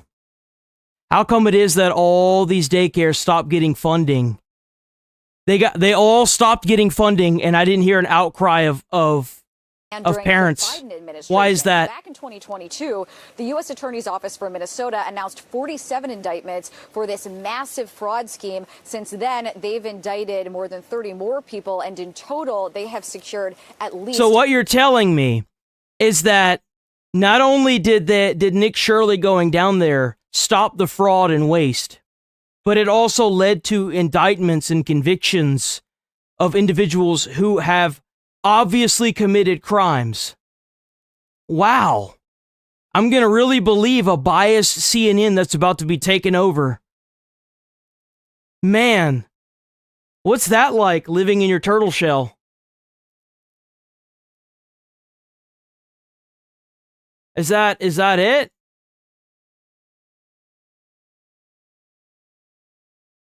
Dude, Fox says Jesse Waters, ha ha ha, y'all dumb as fuck. Dude, I don't have to call you names. I'm just gonna permaban you because you're fucking stupid. But I'm gonna call you a name. Literally just showed you you said CNN. I went to CNN and then immediately, well, all of these things, but the indictments though. The fuck? Hello?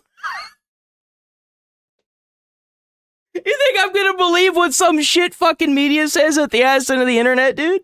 They fucking shut down the fucking daycares and sent all of them to jail? What the fuck? But all the indictments. The fuck? And I'm the stupid one? Bro. Act. Bro's and he'll cooked. Explain just how Bro's dangerous fucking this cooked. bill actually is. Do you think they should pass the Stop Nick Shirley Act? Absolutely not. We need to stop letting politicians get away with fraud and do better for the people of California here in the state. And what's your message to Mia Bonta? She needs to stay in her lane, stop writing BS bills, and let journalists do their job and find out the truth and give the money back to Californians. And do you think there's a conflict of interest when the Attorney General, his wife, is creating laws to make it harder for people to expose fraud? Yeah, that is a conflict of interest. I mean, come on, dude. And right now in Polymarket, there's a 46% chance that the Stop Nick Shirley Act becomes law by June 30th. It might happen here because you got some weird fools over here. I mean, seriously. That's the truth of it, right? Yeah. And it only needs to pass in one state. If it passes in one state, it's going to be a domino effect to the other sanctuary cities. By the way, disgusting. And what's going to happen is they're going to use those states as a staple to take down information from other states. So, like, let's say you go to Minneapolis and they pass this law in California.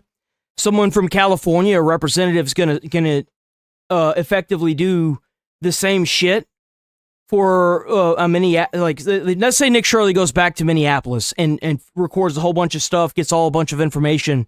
Somebody from California could strike down the videos and the information from California, and it could be months, if not years, before the information's finally released through appeals courts and everything like that.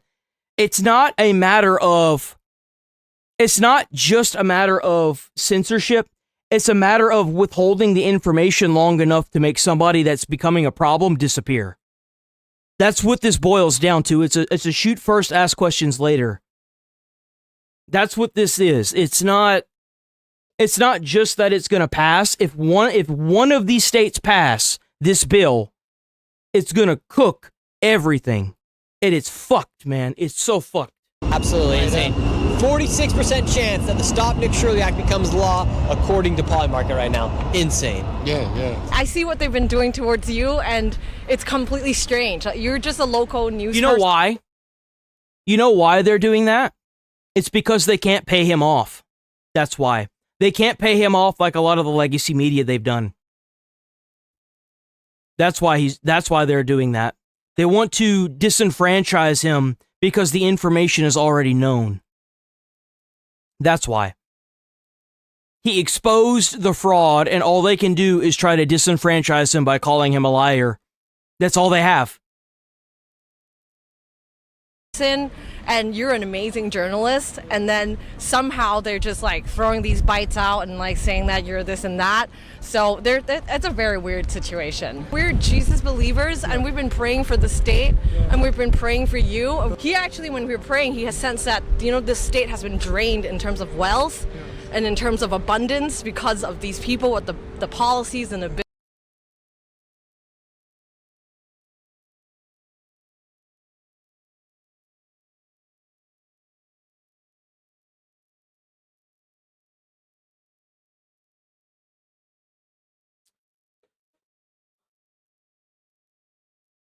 Some gal on Wi-Fi, you in the wrong comments. How many of y'all in the comments Nick Shirley fans? Type yes if you're a Nick Shirley fan, or I am. When no one cares about you, you're a pissant.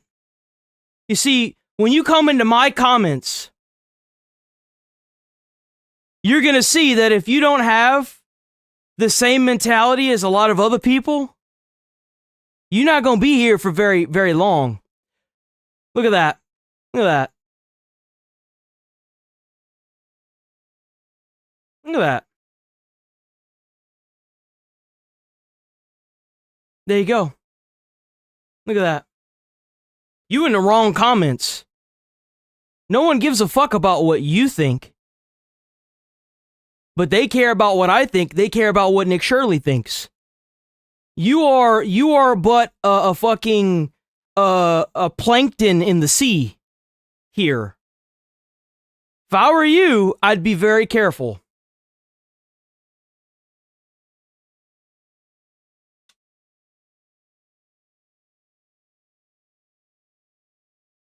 When you come into my comments and say, imagine being a Nick Shirley fan. Everyone's a Nick Shirley fan here.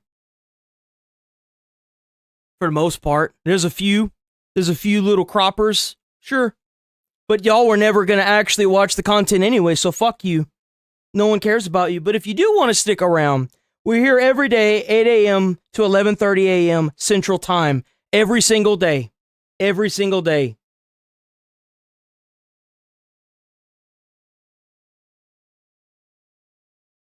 I am a 31-year-old man that has been a United States Postal Service driver.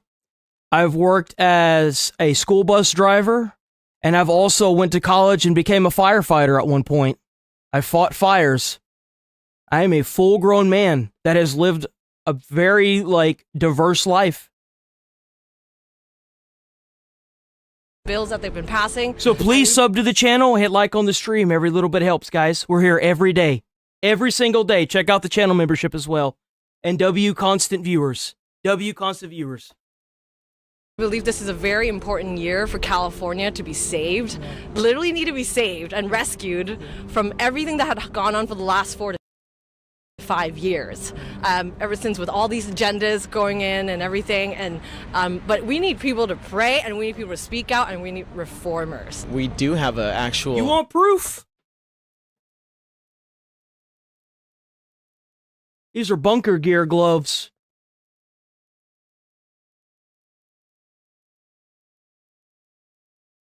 I fought fire in these multiple times throughout my career. That's charring. That doesn't come off. Like...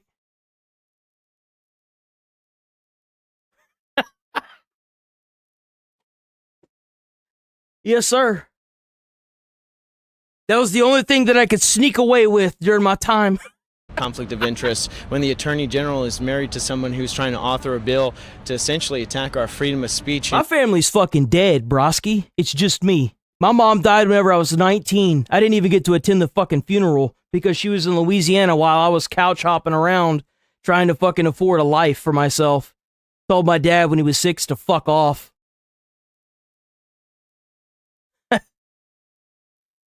I've been so dirt poor my entire fucking life. I haven't even had power in the places.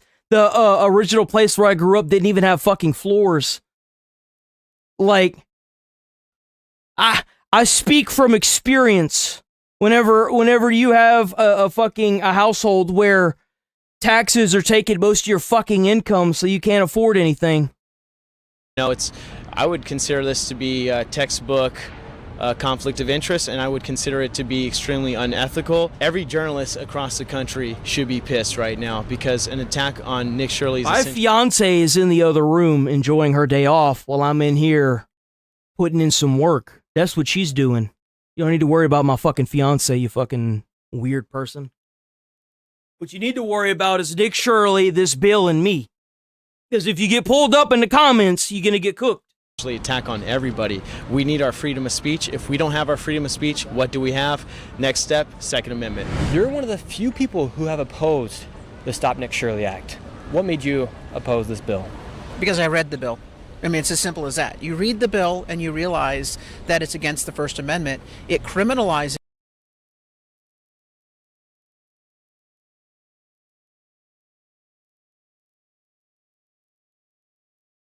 Yeah, sitting in a chair, working on the computer is this thing called work. Have you never worked from home before? Do you not understand? Is it too complex for your smooth brain? Does the attention span not reach farther than a dirty dish plate? Have you never heard of this concept?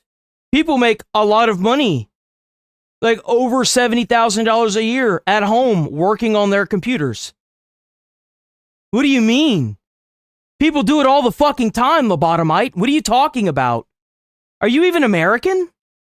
Where do you hail from, alien?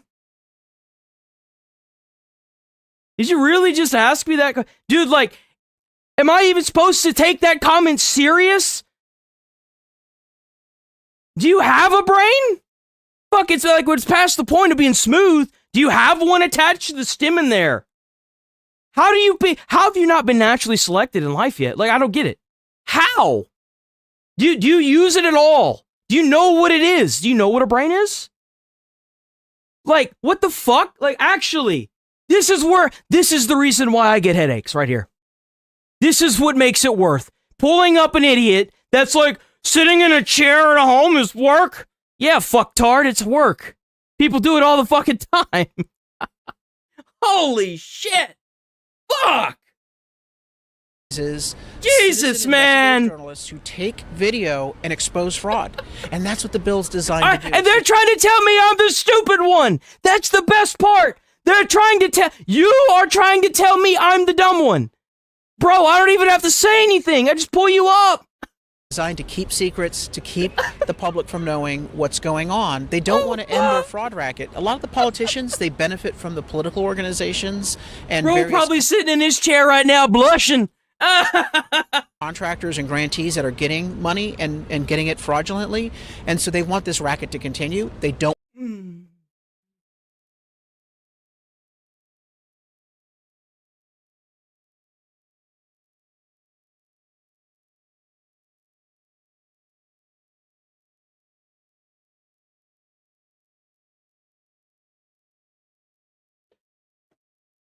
I used to work 48 hours straight and have one day off in between. You're a fucking pussy. Whenever you work a job where overtime kicks in at 106 fucking hours, then you can come to me, pussy boy. How about that? When you work a job where you're saving people's lives and putting out fires at 3 in the fucking morning, then you can come to me, wuss boy. Don't talk to me about hours, bruh. I used to put in fucking insane hours. Come to me with that 70 hours bullshit, pussy boy. Work a real fucking job. How about that? How about that, pussy boy? That's your new name in chat, pussy boy. And you know what? Better yet, I'm gonna let chat decide your fate. How about that, pussy boy? Yo, chat. Is this guy getting permit or not?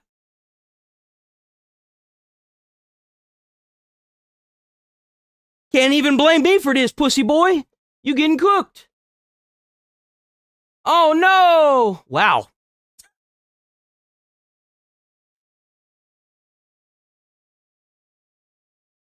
Look at that. Pussy boy getting cooked. That's your new name, pussy boy. Man.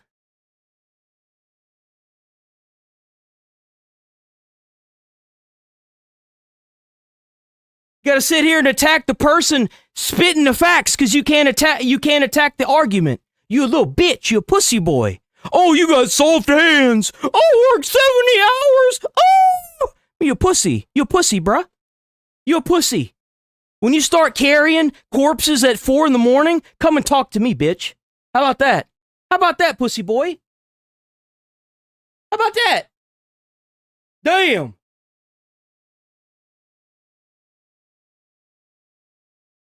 Looks like pussy boy cooked. He done. You done, bro. You banned. That's all there is to it. You done. That's it, pussy boy. Man, pussy boy didn't last very long. That's unfortunate. Pussy boy gone. Damn. There it is. W chat, by the way. If you like this, you like seeing people get roasted, pulled up in the chat, and made fun of, please sub to the channel. I'm here every day, putting in these hours, boys. And you know what? This ain't nowhere near as hard as firefighting, let me tell you that. Shit. And you know what's sad? Is this guy did that under the intention that I had said that this was the hardest. This is the easiest job I've ever fucking had. You don't realize how good it is to sit in this chair and get paid to do this by y'all, by the way. W viewers, I don't say this enough. I don't think I'll ever say this enough. W subs, W constant viewers that show up every day, W viewers that pop in here and there, leave a like on the stream, please like the stream. W new subbers, W channel members, check out that channel member, get that got good, boys, you got to get the got good. With those exclusive emotes, W peoples, y'all keep me in this chair. And you know what? It's people like Nick Shirley that give me the hope that we can finally put these fucking schizos that are signing these bills in jail. That's where they need to go. You sitting here signing a bill that censors the Constitution, it's time for you to go to jail. To get out. That's why they got the Stop Nick Shirley. For fucking treason, capital punishment. You want to sign a bill that disenfranchises the Constitution, or you want to sign a bill that takes rights away for people that have lived here their whole lives and their families have lived here their whole lives? Treason with capital punishment, especially if it's for a foreign country. Act. I mean, when I looked at it, I said, that's what needs to clearly, happen. If Nick Shirley had been in California and visited one of our Somali leering centers with no daycares and no kids or a fake hospice, if this bill were enacted, he would be literally hauled into court, injunctive relief, restraining orders, and a lot of money would be penalized to any investigative journalist. They're trying to bully up front, and if anyone has the audacity to videotape and post fraud, to bankrupt them. This is all about bullying and bankrupting citizen journalists. And I don't say that to be like, oh, well, I was this firefighter. I don't give a fuck about any of that, bro. I know what it's like to bust your ass to make a living. And you know why I stopped fighting fires? It's because after I went to college and took on student loan debt, because I was disenfranchised as a white male, I couldn't get a scholarship even though my family was dirt poor. I don't even know my extended family. All I knew was my mom and my fucking dad. And my dad was a pill popper drug addict. And my mom worked for dirt. She had to sue the United States government to get Social Security after 2 heart attacks and a fucking stroke. And they bust these motherfuckers in and give them these welfare programs, give them health care, and give them transportation, give them free food and money. But as an American who's been here my entire life, who's had family in the service, had a great-grandfather or a great-uncle that had skin cancer from the bombs they dropped on Hiroshima, and I had a fucking grandfather that died because of the asbestosis he breathed in from Vietnam, I deserve more rights than those motherfuckers do. Because my family served in the military, I shouldn't have to worry about me or my kids going to pay for college. This is bullshit. And as a veteran, if you served in the military, you shouldn't even have to worry about fucking pulling a Social Security check for disability. You should just be handed a fat fucking check and a house for serving your country. But they want to bust these motherfuckers in and give them everything and then disenfranchise the media and violate your constitution for what? So they can build a voter base and stay in power. That's why. Fuck them. Don't sit here and act like I don't know what I'm talking about. Can you imagine how outrageous it is to have an organization committing fraud, Somali leering centers with no kids or fake hospices? You show up and I stopped fighting fires because I realized that no matter how many days I was forced to work past my 24-hour, 48-hour shift, which turned into a 48-hour, 24-hour shift, whenever I tried to get a fucking house, I couldn't afford it. I couldn't afford it. I was making $67,000 a year. They told me with how many hours I was going to be forced to work, I'd make well over 100. Well over 100. Some of those firefighters had to get 2 fucking paid departments. Some of those guys literally never go home. They live at fire stations. Capture the evidence of their misdoings. The operator, the fraudster, hands you a business card that just simply says, I hereby insist that you not post the video. That's all they have to do under the law. You then do the right thing. You post the video so the public knows what's going on with their money, and they haul you into court and fine you and penalize you for breaking the law. That's the way they're going to weaponize this bill against citizen journalists. And we can't.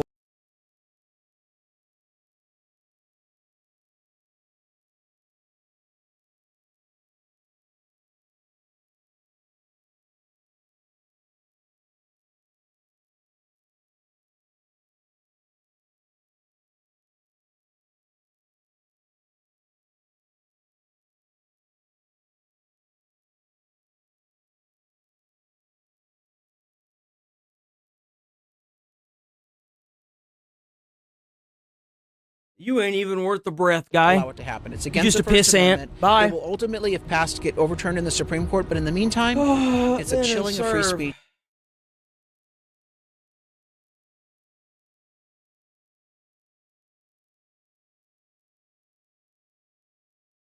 I love haters. You know what I do with haters? I take haters and turn them into content and make money off of your stupidity. You get farmed. You're sheep in my machine. We may be goy in the big sheep machine that is the US, but you're my sheep whenever you enter this chat. I turn you into content and I make money off of your stupidity.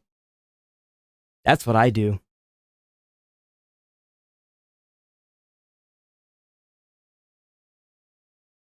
Really?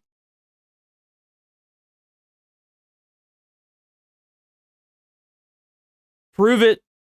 Why? I mean, I did show the glove earlier. I'm not going to do it again because I don't have to. I don't have to prove anything to you. I don't fucking care what you think. You know why I don't care what you think? Because you're permanent. This is my channel, bruh. I don't have to prove anything to anybody. Maybe one day, sure. But I don't have to. The fuck? Some of y'all, like, and the ones that actually have some common sense, that actually, show up, and some of y'all that don't show up every day, that's fine. That's okay. But, like, some of the people that just get into comments to attack my person, me, instead of attacking the argument, you just show how fucking stupid you are. You're just stupid. You don't want to attack the argument. You want to attack the person bringing the argument. You want to attack how I look. You want to attack my life. You want to be like, oh, mommy, mommy, mommy. My mom's dead, fool. She's dead and gone. She's dead and gone. But you can attack the argument. If you've got anything to say about the argument, by all means. But, like, if all you gonna do is sit here and call me names, then I'm gonna make a show out of you. You gonna be the entertainment for the evening, bitch. That all you got?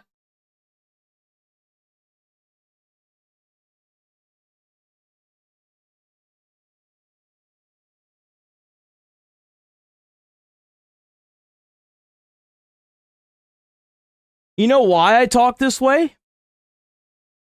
It's because most of my friends, whenever I was in Louisiana, were black. I probably used the N-word more than they did. That doesn't make me racist. That makes me their friend.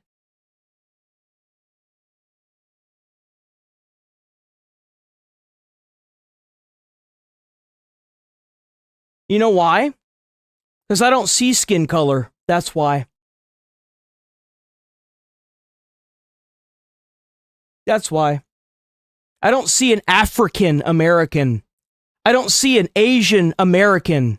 I don't see a Mexican or Hispanic American. You know what I see whenever I see people? An American. That's what I see. I see another American.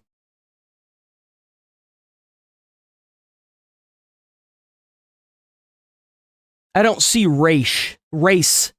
I don't see that. You know what I do see, though? A jackass that's uncultured. How about that? If you move to a culture and you assimilate with it, you start to sound like it, don't you? Maybe you should learn about that. It might help save the country someday. It's called being cultured. And it keeps secrets on all the fraud that's going on. It's very concerning to know that right now you have politicians who are passing these bills knowing that it is violating the First Amendment. Yeah, they don't care. And so I've been working the floor hand.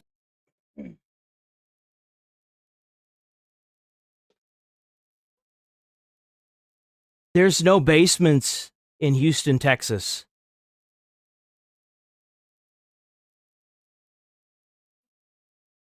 There's no basements in Houston, Texas, guy.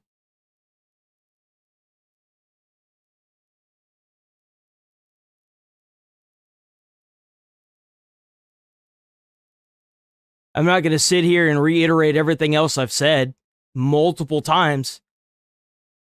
Like, you're just not even worth the time. You're not worth the effort. You're just dumb. No, I don't want a mod. I had a mod. He was a good personal friend of mine. And the haters made him roach out. And I said to myself, I said, self, what the hell am I going to do about this? And it came to me. Aspen Gold does it all the time, so I'm going to start doing it too.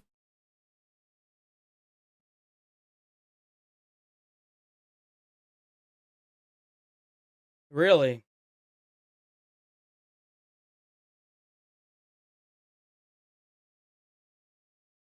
What's the matter?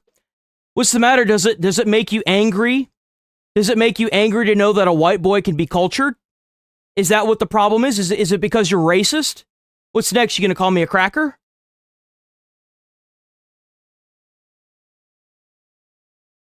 White boy calling people uncultured. Why? Because I'm white, I can't say that? That's interesting. So because I'm white, I can't say that people are uncultured. That in itself is racist. This is a racist statement. Because I'm white, I can't call someone uncultured. Wow, that's news to me. Whoa, that's crazy. So now that we've applied this to any other scenario, how dumb do you feel? Probably not very. You probably don't even know what that is, huh? No accountability whatsoever. Have you ever had to do accountability? Like, do you know what that is?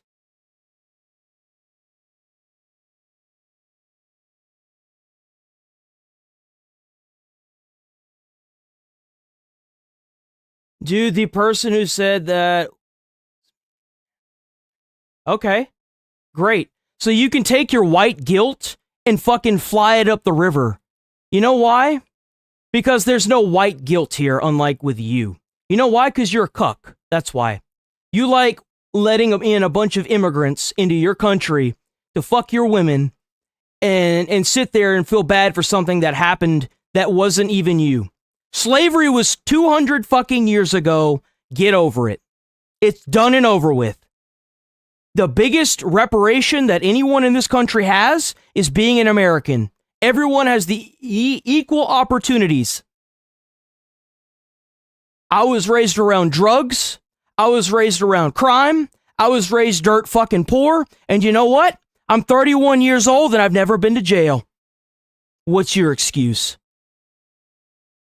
I don't even have a fucking criminal record. I have not been arrested once my entire fucking life. What's your excuse? You wonder why I sound black? That's why. I was around it. I've gotten into plenty of fistfights for it too. Saying no to drugs, saying no to this, saying no to that.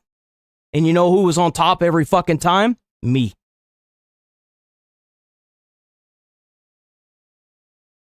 You can use this race bullshit, this bullshit all you want. That day and age is over. No more white guilt. No more.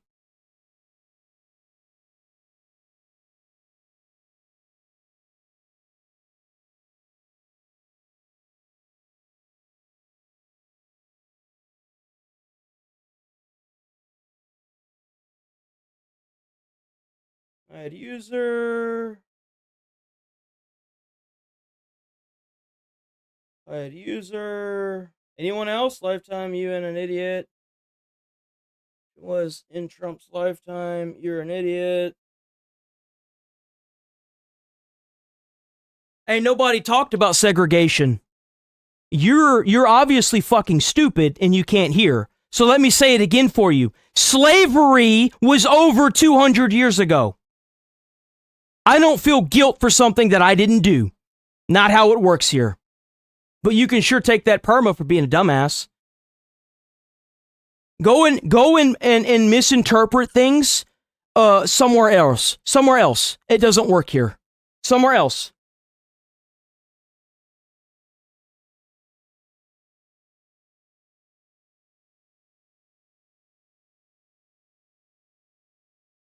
Banned. I should like fucking clip that shit and play it in the background whenever I start banning people, bro. That's what I need to do. It's a good idea. I'm gonna do that.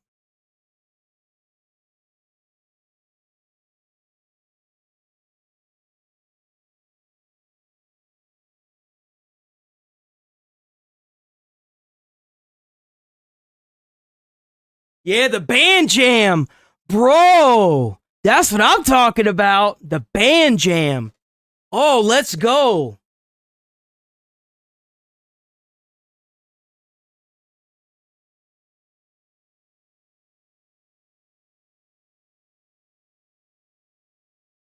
Oh, did I ban you on a different account? What are you mad now? You have to... Oh, no. This is a generational crash out. Man, how you been here for so long and you don't like what I'm saying? You do realize that when you interact with my content, you give me money, right? Because you push my algorithm up higher into the food chain. If you don't like what I'm saying, why are you here, lobotomite? Like, what are you doing? So you don't even understand how YouTube works. You show up every day to just sit here and talk shit. And I'm supposed to believe you whenever you talk about NATO? We should leave NATO. NATO's a fucking joke. We paying millions of dollars, billions of dollars, trillions of dollars in a NATO, and they ain't doing shit. We paying more than any other country, and we find out that Britain's entire fleet is fucking trash. The fuck? What you talking about, bro? They should be paying us. NATO should be paying us. Hell, we should leave NATO and come up with our own thing called like the U.S. bodyguards or some bullshit. And they can pay us to go and police. Who do you think shows up whenever a terrorist organization violates national water? America.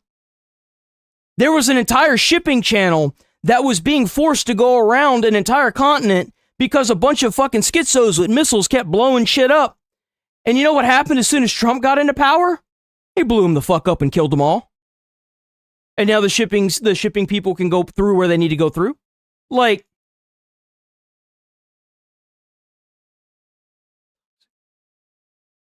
you ain't gotta apologize for nobody. I like making fun of these people. It makes my day.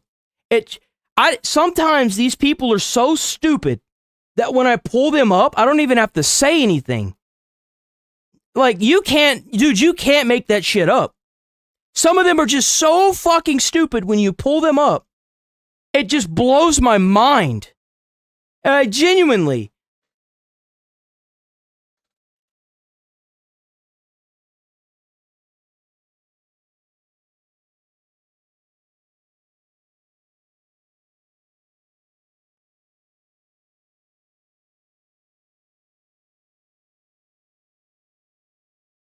Why shield for Trump? I don't give a fuck about Trump. You know what Trump is? Trump is a means to an end. Trump is pushing policies that I want. Could be a fucking dildo sitting in that chair and I wouldn't give a flying fuck. Trump is a means to an end, just like Israel. I don't give a fuck about either one of them. Could be Trump. Bro, don't do that to me. Don't do that. Don't be like that, Trump. Bro, don't be like that. Look, you can be sad. Be sad somewhere else, man. I know. Look, it's a great relationship and everything, but we all knew where this was going, okay, Trump? He's right here. He's looking at me. He's mad at me. So, like, what I'm saying is that I don't really care what Trump is.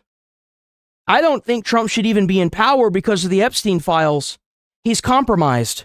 Now, when Trump gets out, and if they release any condemning stuff on those files, they're going to be like, well, because Trump had that mentality's bad now. I don't want to deal with that bullshit. Just gives them more cannon fodder. I don't want to deal with that. Let JD Vance run everything. Release the damn Epstein files and be done with it. I don't give a fuck about Trump. Trump is doing everything I want him to do. He's doing what a good little president should do for the American people. Okay? That's what I think about Trump. There's a bunch of people screaming death to America in a foreign country across the water. Okay, let's bring death to their front doorsteps. Let's give them what they want. That's what I think.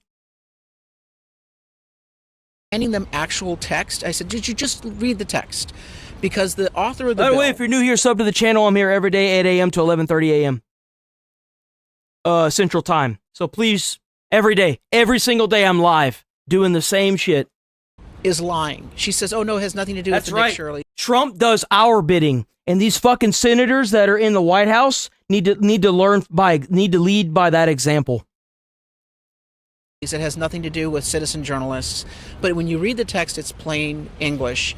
It would make it a crime to post a video of evidence of fraud, and it would, result in very costly fines. So we want this language to be removed from the bill. Actually, I want the bill to be killed entirely, but at the very least, they need to take this provision out. The Stop Nick Shirley Act needs to be removed from the bill. In this bill, it talks about immigrant services. It's very vague. That means healthcare, translation services, attorney services, daycares.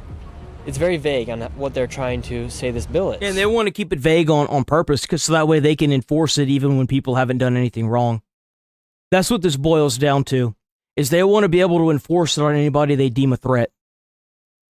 That's what they want. They want to utilize this bill to slap down anybody they deem a threat. And it's being backed by CHRLA. The Coalition for Humane Immigrant Rights LA, which is a taxpayer-funded organization that isn't really providing services. They're really organizing violent protests in LA. They're agitators, and they don't want people capturing their bad behavior on video. This is designed to protect them in the activities that they're doing. And if this bill were to be passed, organizations like CHRLA, they would not even have to disclose the amount of money they're getting from taxpayers. Correct. These organizations are if they have nothing to hide, why have this bill? And the way they define immigrant services is so broad that a fake hospice could say, well, one of our fake patients, one of our non-existent patients could have been an immigrant, so therefore...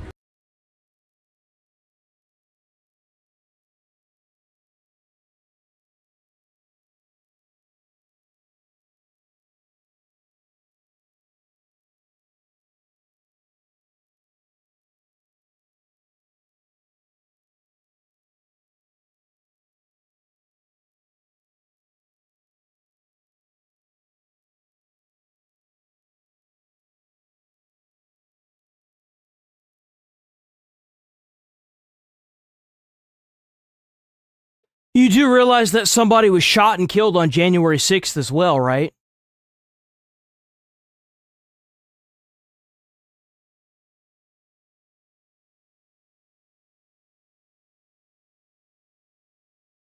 So you want to use one example of something that happened on none of those people should be out. They should all be arrested.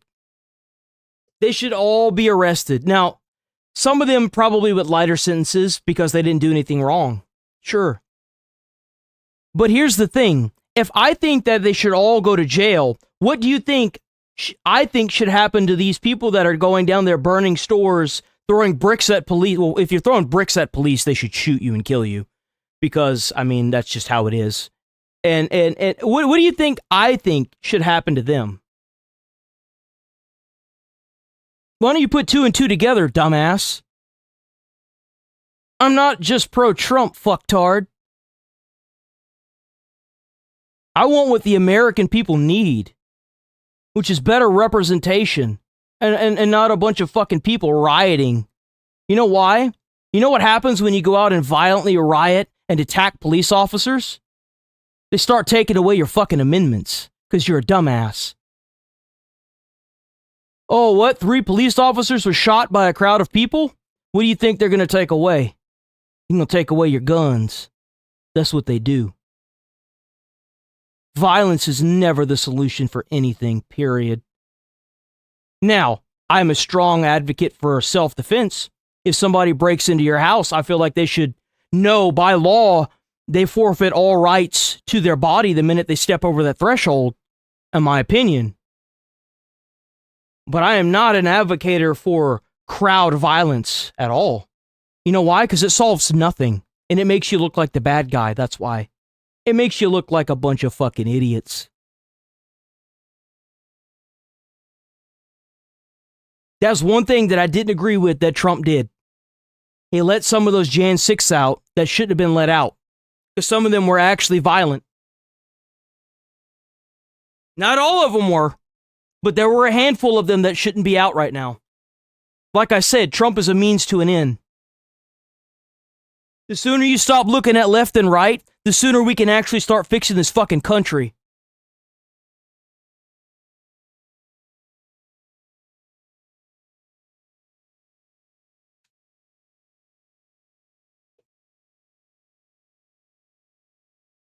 And who are you exactly? What are you going to do about it?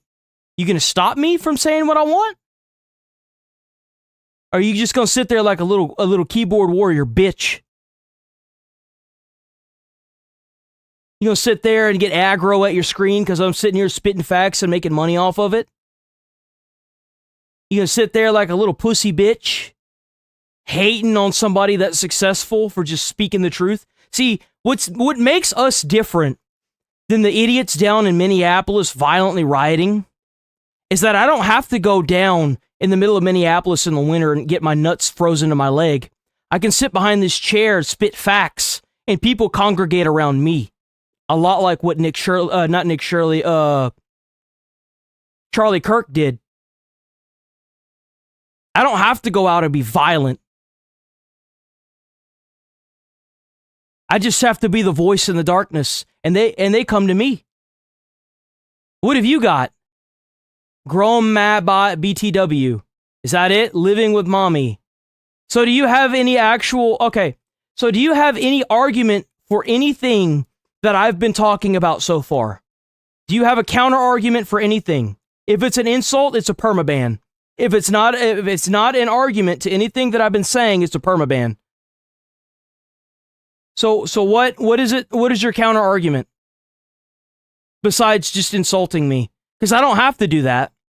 I can just ask you what your counter argument is and you're going to embarrass yourself like y'all always do. You think you're the only person that sits here and does this? No, nothing. You get a roach out now. You've been chirping up a storm. I certainly hope you're not about to puss out now.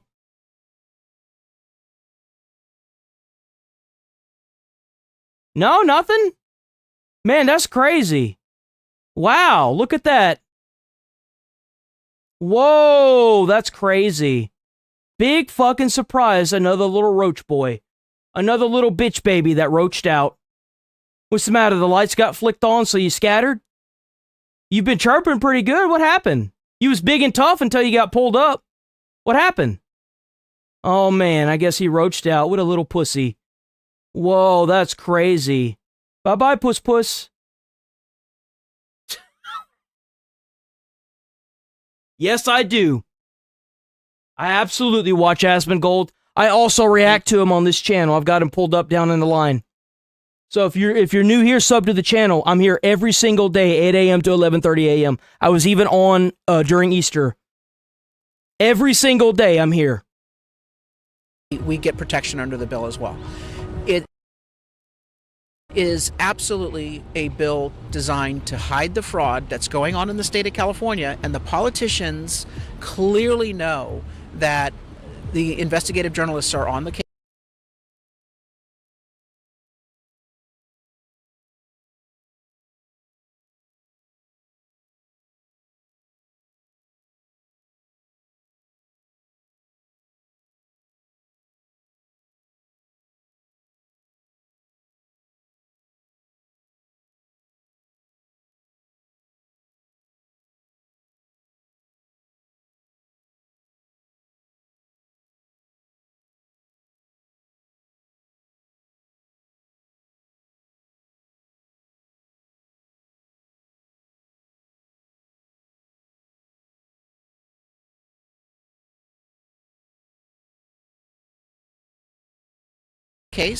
And they got to stop the investigative journalists before it's too late, before the public learns the truth. And do you think there's a conflict of interest with Mia Bonta, husband being the AG, the Attorney General of the state? Meanwhile, he's trying to take credit for exposing the fraud.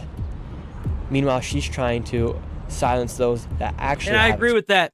Fraud needs to be stopped. Nick Shirley, listen here, Nick Shirley. I know you ain't ever gonna see this. Take your ass to some of these red states, too. You are giving these blue motherfuckers a reason to fucking harass you, dude. Don't give these people any legs to stand on. Go to every type of state. Please, Nick. You are giving these people fuel to call you a biased scenario. There's an Indian problem in Texas, not a Native American problem.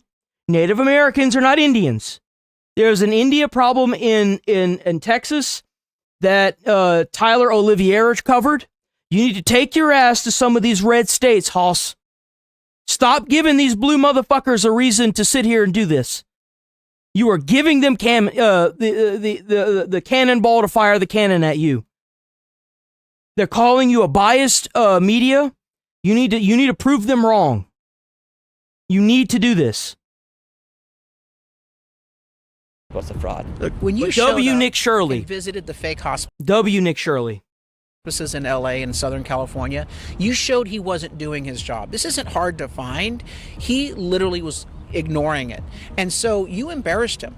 You embarrassed him by showing that he's not doing his job to protect taxpayer funds. He then calls a press conference last week and says, oh, look, I took out 21 fraudsters. I'm thinking that's just the tip of the iceberg. And now we've dismantled the fraud rings in California. No, they're not dismantled. You have 21. When you indict 2,100 people, then maybe we're starting to turn the corner. And he referred to me as certain people. Certain people. You did his job. I agree. So, I agree with that take. Trump needs to quit pussyfooting and dragging his feet around and fix this fucking country. He needs to mobilize the United States Army and the National Guard, and they need to put the country in a state of lockdown where they go through and sweep with every single National Guard member and a majority military. They need to gather up all the criminals and put them in jail, and they need to take all these fucking illegals and deport them or airdrop them into their own cities and their own countries after they debank them. And they need to be debanked. They need to have all their assets seized, and they need to be dropped into their own country. That's airdropped, butt ass naked. Give them a parachute and tell them complimentary service of the United States military. Bye. That's what needs to happen. You do that, you make it to where these senators have term limits. You make it to where they have to work all fucking year, 365 days for 4 years straight.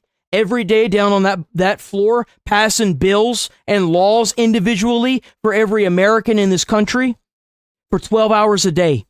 And it being live streamed every single fucking day. And whenever you sign up to be a senator, They should immediately debank you, take all your assets and hold them, not allow you to see any of your family. This shit should be a fucking service for the country, not a fucking vacation. It's a service to the country you live in and protect, and are sworn to protect, by the way. Not a fucking vacation. Stop treating these goddamn seats like they're fucking money makers, dude. Get the fuck out of here with that. You shouldn't be making no goddamn money when you in that seat. Period. Did his job, the job that he should have been doing all along. You did his job, you embarrassed him, and now Mia Bonta.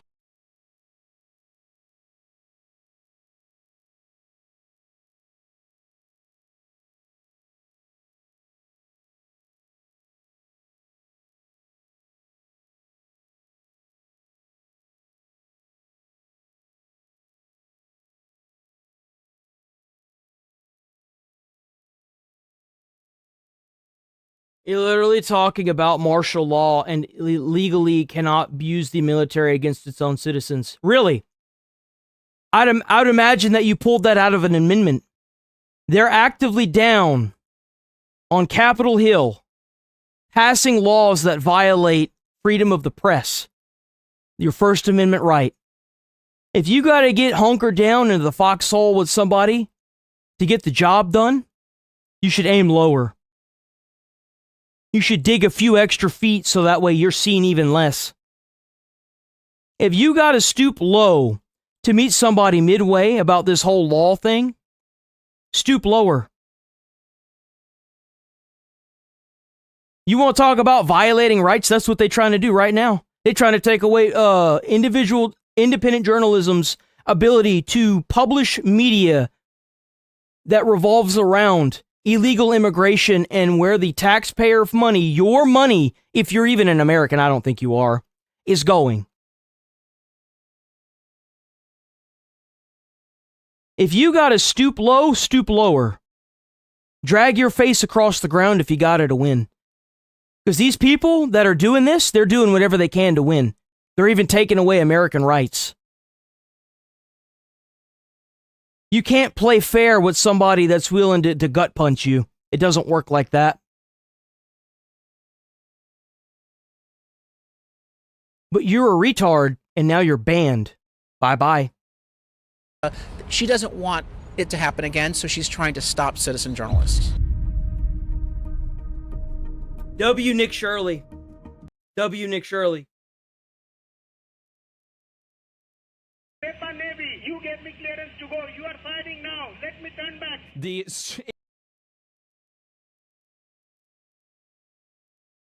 Iran, how many times has this happened at this point, right? So Iran has closed the Strait of Hormuz again with the IRGC. This happened yesterday, by the way.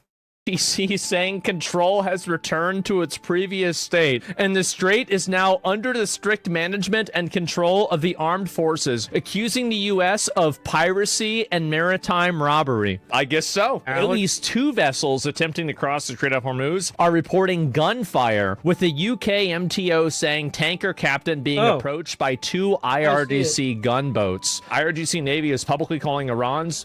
Wait, the Wait a minute. Man, that guy must be getting on your nerves, huh, Sticks? Bro over there about to get clapped. You don't even know it yet. Where the fuck is my chat? There it is. Bro about to get clapped.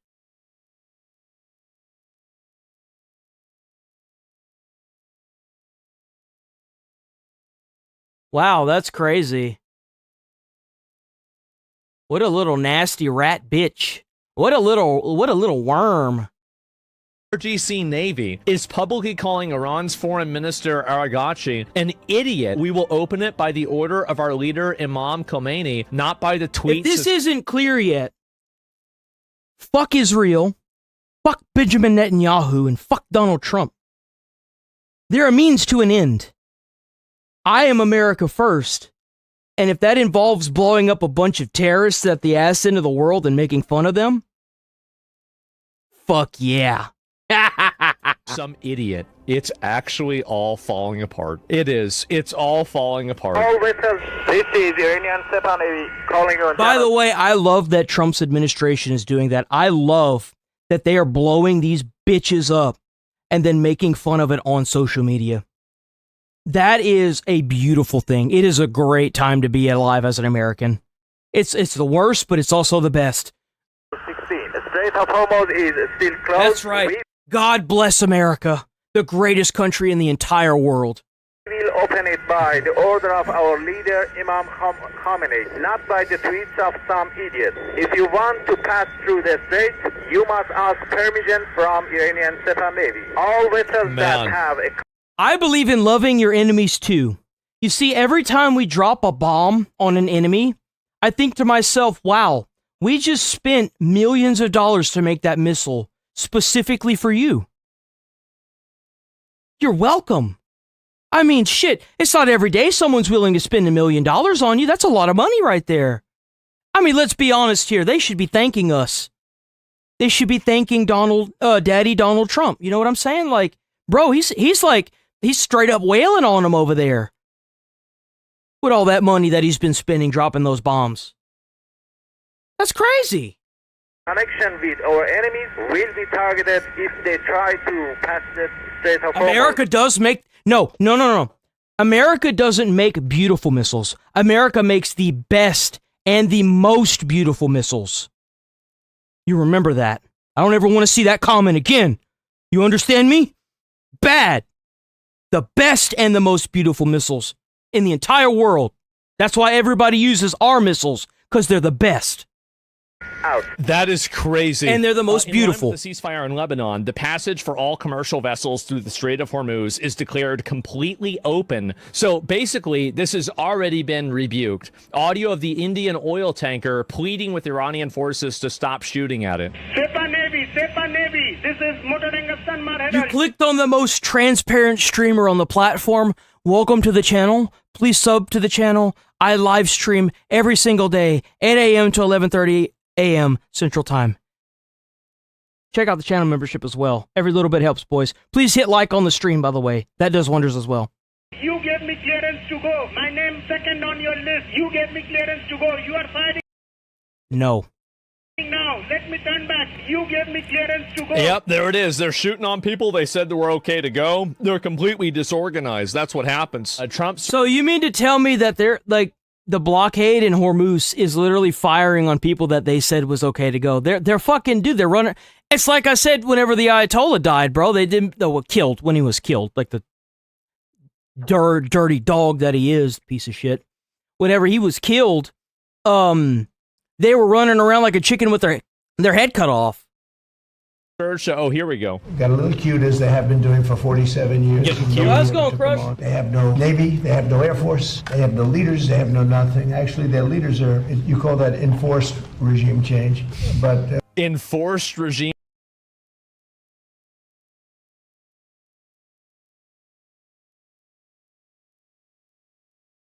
Of how being unseriously uneducated can be dangerous. An idiot with a microphone and a loud mouth, get off YouTube and go to a library. So since I've got to read my information and all current events from a book, what book is going to tell me about the current events in Iran?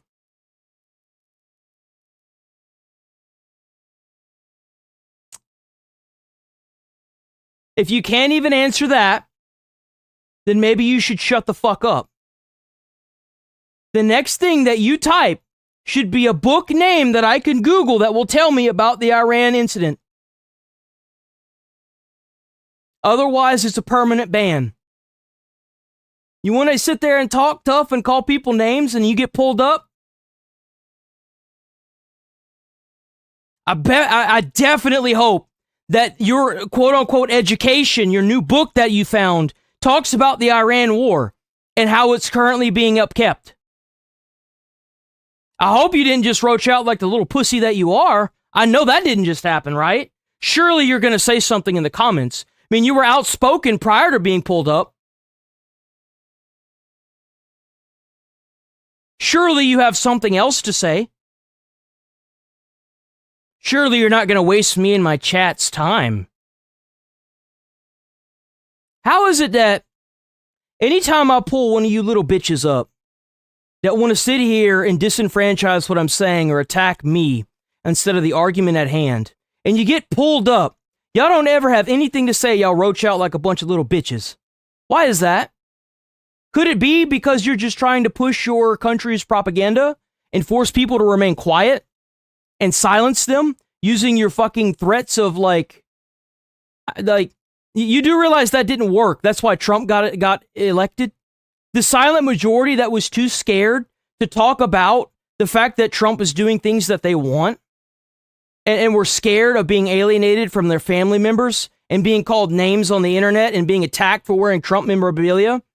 Those are the people that went out and voted overwhelmingly Donald J. Trump, along with the members that saw what was happening if you went against the people that you had people that even agreed with what you said, but because they were scared of you because they see what you're doing to the MAGA administration, they didn't vote for you actively because they were scared of what you would do if you got in power.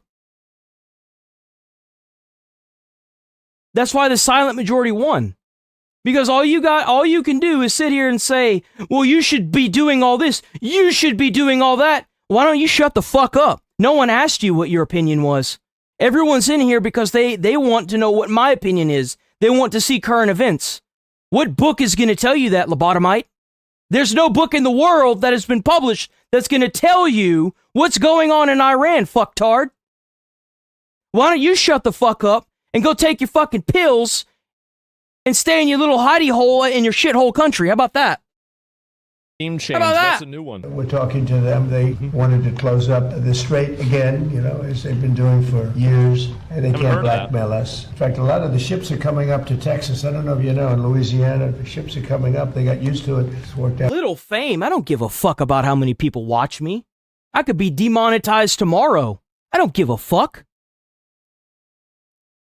I'm an American that's lived a shit life in America, that's been disenfranchised, that has fucking family members fight in wars. It's not about me, motherfucker. That's why you'll never understand. But everybody that comes in every day and watches or pops in and understands, you get it. This isn't directed for third world shithole people. This is directed for Americans that have been through the fucking ringer and are wondering what the fuck is going on with their government. I'm standing here for every American that loves their country and loves their government and wants their country and their government to love them as much as they do it. That's who I'm for. That's why you'll never understand it, third worlder. It doesn't matter how many sheets of paper that say that you moved here and that you can stay here as a legal citizen. If you don't understand why we spent $400 million to save a pilot from a shithole third world country, that mentality can never be taught to you. If you don't understand that, you'll never be an American. You don't understand the honor and traditions that this culture has represented for well over 200 years. Fuck did I say? I was trying to say 400 million again because I was thinking like it's funny that Obama sent over planes of cash, $400 million worth of cash, and it cost the same amount to go get one of our downed pilots out of Iran. You know who I think spent the money in a better way? Trump did.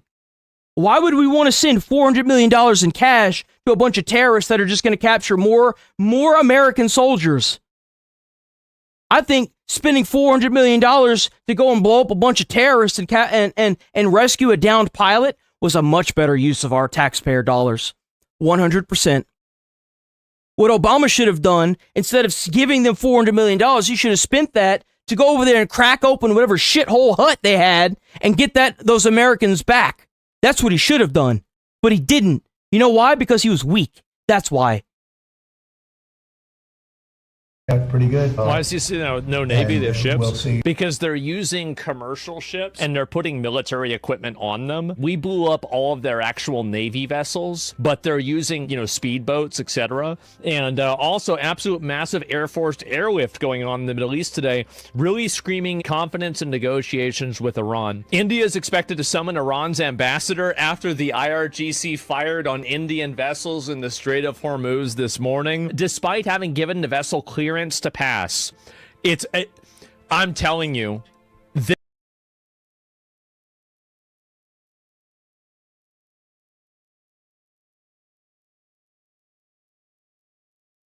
Do you have anything to add to this argument? Do you have anything to add?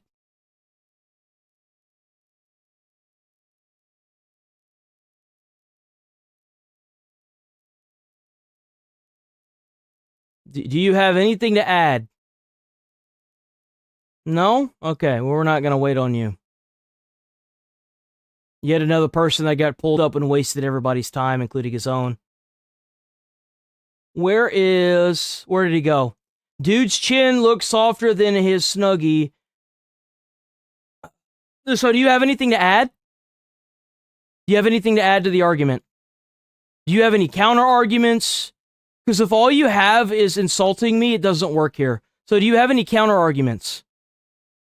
Do you want to attack what I'm saying at all, or do you just want to attack me personally and try to disenfranchise me? Because it won't work here, guy. You're in a stadium.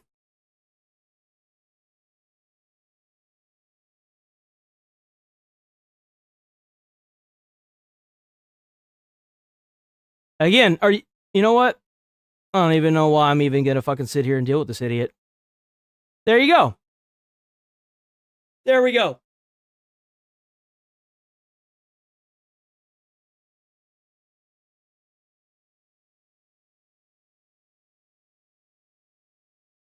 So what proof do you have of that? Trump doesn't love America, he loves Israel. What proof is there of that? Address that voted for him 3 times. Wait, what? Address Trump's support of Israel. I voted for the man and he has sold us out. Old MAGA is dead. Man realized what the fuck? You know what Trump said he was going to do? Do you know what Trump said he was going to do to the Iran government whenever he got into power? And do you have any idea what he ran on at all?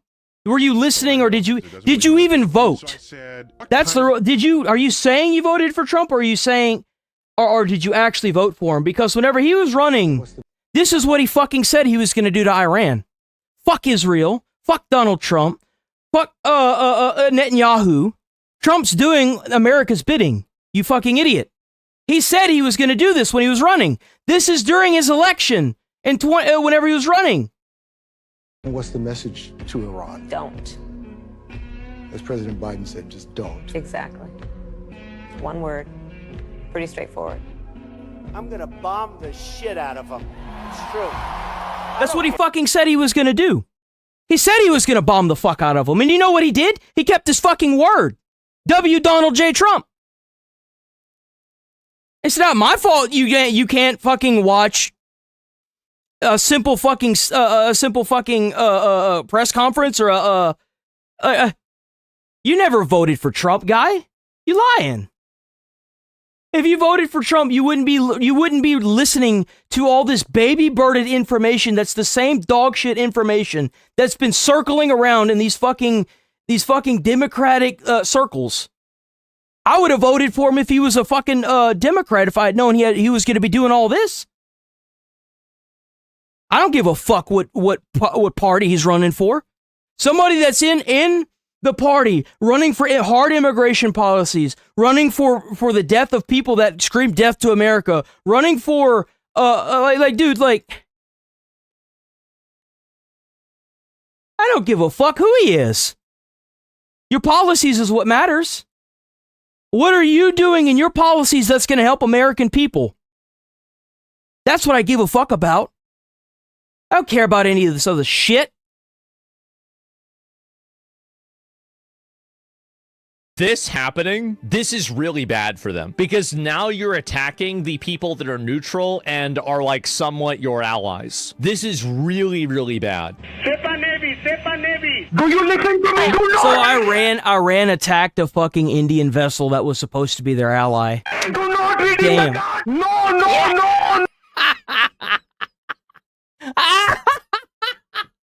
Yo, that's from Kit Boga. That was from Kit Boga. He runs a scam on scammers. It's funny as fuck, dude.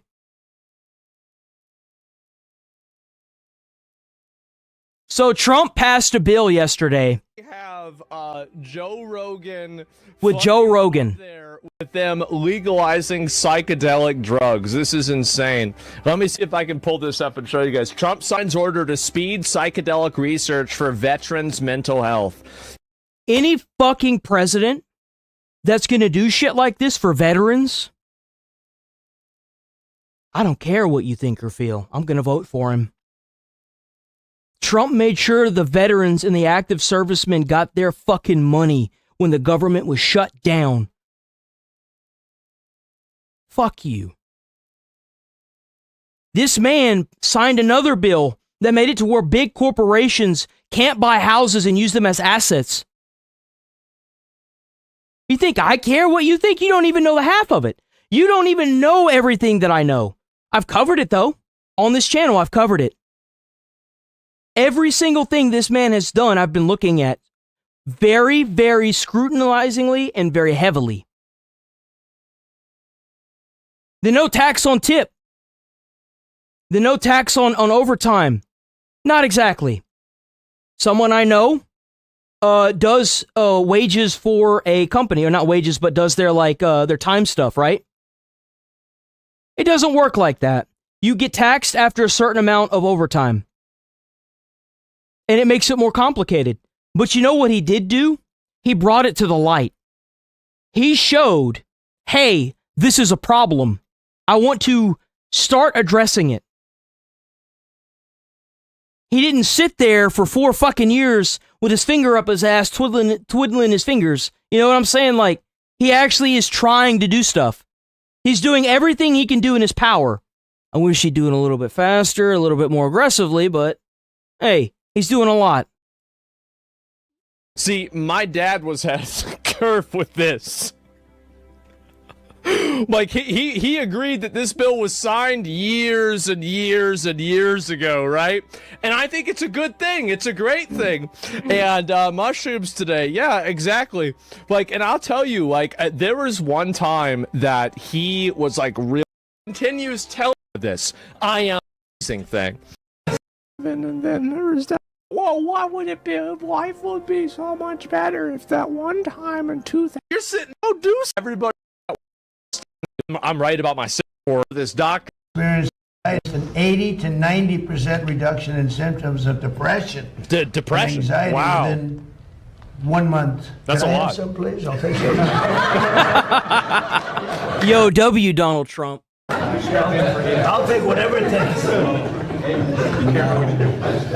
I don't have time to be depressed. Man. You know, if you stay busy enough, maybe that works too. That's what he said that for 50 years. And you know what's crazy is that he's right. Yeah. Is that for me, like, I don't have time to be depressed either. Like, I don't have time to sit back and think about, well, why would it be? Life would be so much better if that one time in 2011 and then there was that thing that happened. It wasn't fair. And, like, you're sitting there thinking about this bullshit, and it's like, what the fuck is wrong with you, bro? Like, you gotta go do something. Like, what the hell? You know, this is a message to all the people that haven't taken their meds yet that get down in my comments. Go away. You sit in my comments acting like a fucking schizo, bro, and you get pulled up. Please have a rebuttal. And that doesn't mean an insult. That means an actual, you're willing to hold a conversation. If you're not willing to hold a conversation, then why are you here? Why are you here? What? Why? You're wasting your own time. I'm going to turn you into content, so I'm going to get money out of it. But, like, why are you here? Like, doing? And you're depressed. You don't realize it. Everybody's depressed. Everybody's depressed. Everybody's mentally ill. It doesn't work that way, sadly. There are extremes and externalities. But I think that looking at trying to make lifestyle changes and accommodating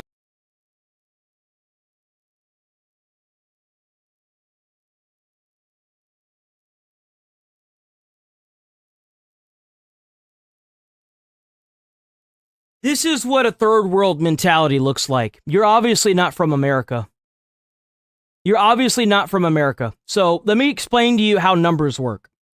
So whenever you cater to the 1% of the population, that's 1%. I'm catering to the vast majority of the hardworking laborers that are out there busting their ass, having to work until they die. You see, I don't give a fuck about poor or rich people. I care about wasting your life in a society where you're never gonna be rich. They want you to live by this mindset of no matter how hard, whenever you work real hard, you'll be successful in life. That's a lie. That is now a lie. No matter how hard you work, it will only get rougher because corporations are now in monopolies and they're talking to each other and keeping prices exactly where they need to be to take every single pay raise you get. So that way you continue to live paycheck to paycheck. If you're in my chat using poor, stop lying.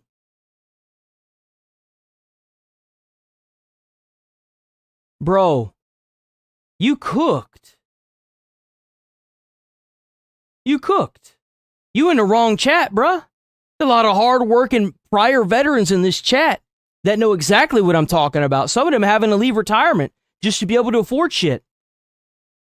A lot of Americans. A lifestyle that keeps you Nuke's busy. Here? Yo, how's it going, Duke Nukem? Keep your mind occupied. By the way, sub to the channel.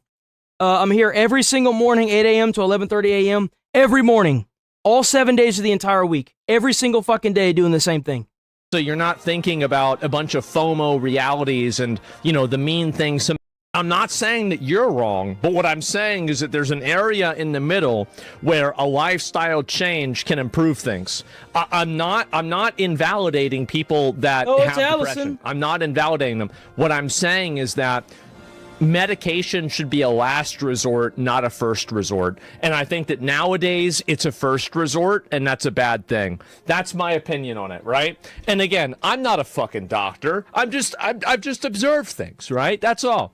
And people can't cope with being bored more than 5 minutes. It's a skill that's lost. Yes, and it's over.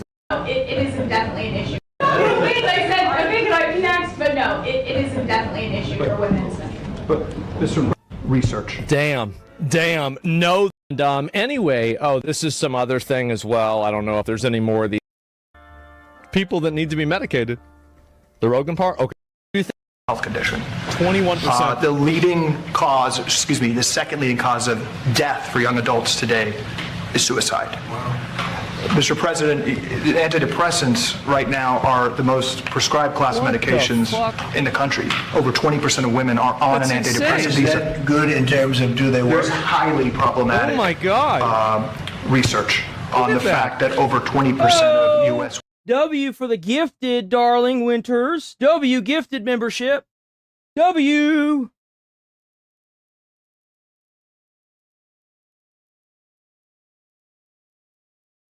Women are on these drugs that are prescribed for life. I don't typically congratulate the people that get the memberships, because the thing is like if I say their name and for whatever reason the stream goes a little too crazy, I don't want somebody to get alienated from their fucking family or like their friends for having a difference of opinion.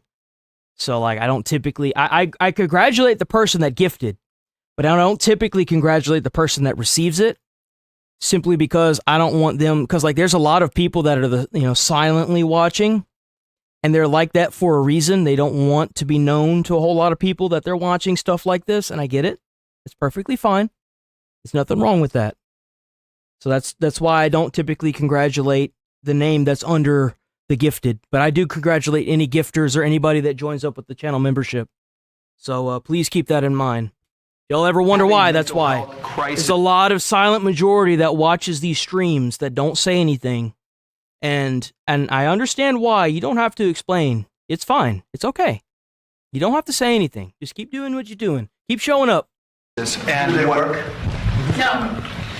They don't. Me, I'm on a couple of them. And I would not have. I would not have.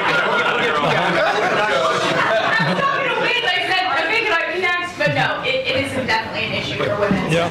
But How's it going, Daniel? What you and Secretary Kennedy unlocked is for the first time questioning this system, that where we spend 3 times more per capita than any other country in the world, and we are living 6-7 years less. We have the highest rates of suicide and depression in the developed world. The incentives of our system. And by the way, autism, which we're really working hard on, right, Bob? We have the highest rates. And we're coming up with some pretty amazing findings. Pediatric cancer is the highest rate. They wouldn't want somebody else to know because they're scared of their family finding out. Like, let's say if you stay at home with your family and your family is completely against the Republican Party, everything that Trump's doing. Oh, Trump's the demon. Trump is this, Trump is that. But you don't have any place to go because you can't fucking afford to live in this economy. So you're stuck at home with your parents. And then all of a sudden they hear Trump's voice in the other room. That's for those people. And not to mention all the people with crazy girlfriends too, that will immediately like start attacking them or doing whatever. Like, you wear a Trump hat in public, you risk you risk being assaulted by a random person. That's why. In the world, we are struggling and paying more than any other country, and the power of this executive order is really representative and gives validation to the cries of Maha moms and the votes of Maha moms, because for the first time it's taking a therapy that's one time. This is a one time, not a lifetime drug that can change someone's life, and that's the power. And I think that's why the system. So the antidepressants. So there it is. I'm glad to see.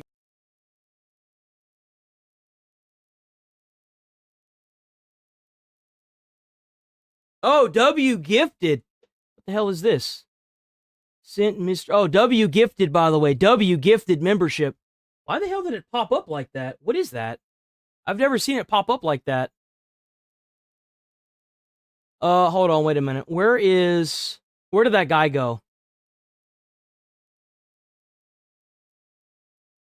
He blinks a lot, insecure, fidgets, mentally ill, wearing a blanket, insane asylum, needs a straitjacket. I'll wrap you myself in it, you Jew lover. What kind of racist piece of shit are you? He blinks a lot, insecure. My mom used to abuse me and beat the fuck out of me. I'd be left on the floor in piles of my own fucking blood. I've had ADHD since I was a fucking child. My mother forced me to take ADHD pills that fried my fucking brain. But you know what's sad? Is that even after everything, even after I left my mom at the age of 16 to move to Texas, basically on my own, I'm still smarter and more well put together than your sorry bitch ass sitting here and being racist in my comments. So let that sink in. I have a mental illness, poor as shit, and I'm still better than you on any day of the week because I don't have to bring racist bullshit to attack somebody. I don't have to talk about how somebody looks. I don't even know how you look, but I can tell based on what you're saying that you're a jackass and nobody likes being around you in your normal life. Bye-bye. They're still not addressing the root causes, to be honest. Well, I mean, you've got to do it like the way that you attack mental health like this is like through a multifaceted approach, right? You don't do it in one way. So this is Joe Rogan. Okay, here we go. Let's see it.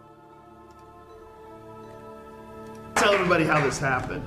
I sent President Trump some information. I want to tell everybody how this happened. So you have ADHD? Yes, you are better, brother. ADHD is not a negative thing. So you have ADHD.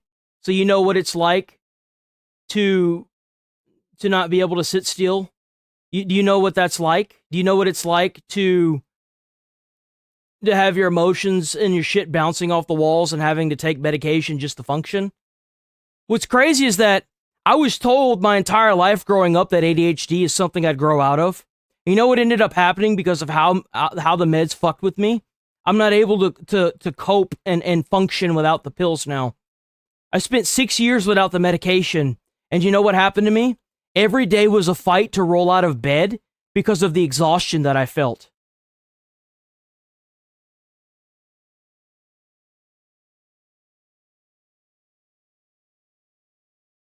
I would give my life up any day of the week to get rid of this.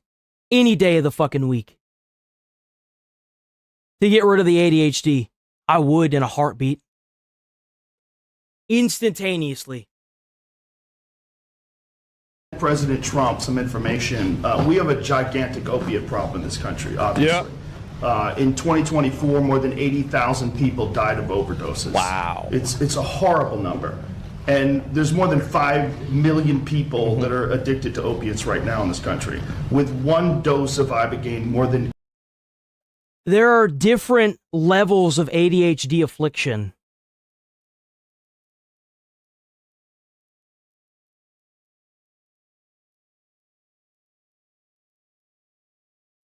There are different levels of ADHD and ADD affliction. It's not just, oh, well, you have ADD. If you don't know what it's like, then shut the fuck up. If you don't have this mental illness, then don't talk about it. I have to spend like fucking $150 every 3 months to make sure that I can still maintain my doctor. I have to spend like almost $200 a fucking month on pills alone just to function. Bro, like, if you don't have it, then don't sit there and talk about it, fucktard. Straight up. And if you got to get in your emotions, if I'm calling you out, if you ain't got it, and you sitting there being like, well, it's not that bad, then shut the fuck up. You don't know what you're talking about. Stop talking about something you have no idea what the fuck it's about.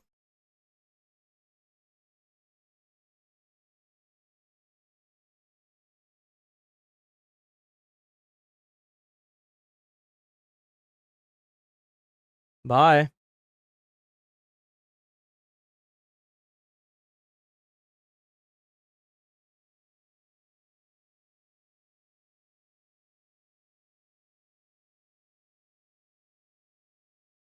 What's the matter? You mad because I get to sit here and make money off of what I'm doing? Enjoy going back to your disgustingly average life where nobody talks to you because you're a little rat. How about that? So now this is about mental health. This is about geopolitics news in Iran. Where are we at right now? Because now you're giving me ADD age. You are worthless, bro. Need to get help, yo. You know what this is called? It's called interacting with people. It's this thing you do whenever you're a normal person where you interact and you call people out. So what do you have to add to this argument? Because this is just gibberish and bullshit. This is dog shit. Nobody cares about this. So what do you have to add to anything that I've said this morning? Do you have anything to add to any of the conversations or the arguments that I brought up this morning? And the next thing that you say should not be an insult. It should be a talking point that we can debate over. Specifically you. Oh, wow. Jeez, man. What did you say? Yeah, not interacting with you. You're bouncing all over from subject to subject, and I can't even keep up. Well, that's because you're slow and retarded. That's why. Bye. Bye-bye. Here, let me help you with that. Since you're just too stupid, then maybe you shouldn't be here. I mean, 80%. I can say what we can do, but I think I'd catch a suspension, so I'm not going to say it. But I think we all know what I would say. Of people are free of that addiction. With 2 doses, it's more than 90%. I sent him that information. That's a lot. The text message came back, sounds great. Do you want FDA approval? Let's do it. It was literally that quick. These drugs are illegal, not because they're harmful. They're illegal. Thank fucking God we have people like men of action in government. I wish you... Can you just do that with everything? That's what we need to do with everything. Exactly, bro. Thank God. Yes, exactly. Holy fuck, man. This is finally happening. I know. Yo, W. Joe Rogan, by the way, for doing this. Because of the 1970 Controlled Substances Act that was passed by the Richard Nixon administration. They did it to target the civil rights movement and the anti-war movement. It's not because these drugs harm people. And for 56 years, we've lived under those terrible conditions. We're free of that now. We're free of that now. Thanks to all these people that we see next to me, and thanks to President Trump. I want to Maybe Trump's idea is to pass as many fucking things into law, or like as many signatures as he can, so that way whenever if somebody like a Democrat gets into office, or somebody that wants to dismantle it like another Republican, then he can he's passed so many of them that it's going to take them a long time to get rid of them all. Great. I mean, this is awesome. I'm happy. And yeah, there we go. And you know, like politicians, you're like businessmen. Well, you gotta look somebody that does a fucking job, right? I'm sorry, but this makes sense because you're not going to convince somebody that drinking alcohol is healthier than smoking marijuana. Smoking marijuana is significantly healthier than drinking alcohol or even smoking a cigarette. And I don't know why it's taken so long, but it's about goddamn time. There it is. And Trump, yeah, conservatives putting on leaders in the White House, lives for puppets in there. Well, I mean, I feel like you've got a lot of problems on both sides. It's not really that one-dimensional. But, like, in general, I'm very, very happy to see things like this improve. I'm tremendously happy. And this is, oh, no. Oh, God. Okay, well, let me see if there's any more of this that are worth looking at. But overall, I'm very happy to see this. Trump made a great decision. And just in a very general sense, I think that overall, being able to do this kind of stuff, it's a great thing. It's an amazing thing, and I'm very happy. And yeah, here we go. My honor. This is him signing it. Another Trump W, boys. Another beautiful Trump W. W. Donald Trump.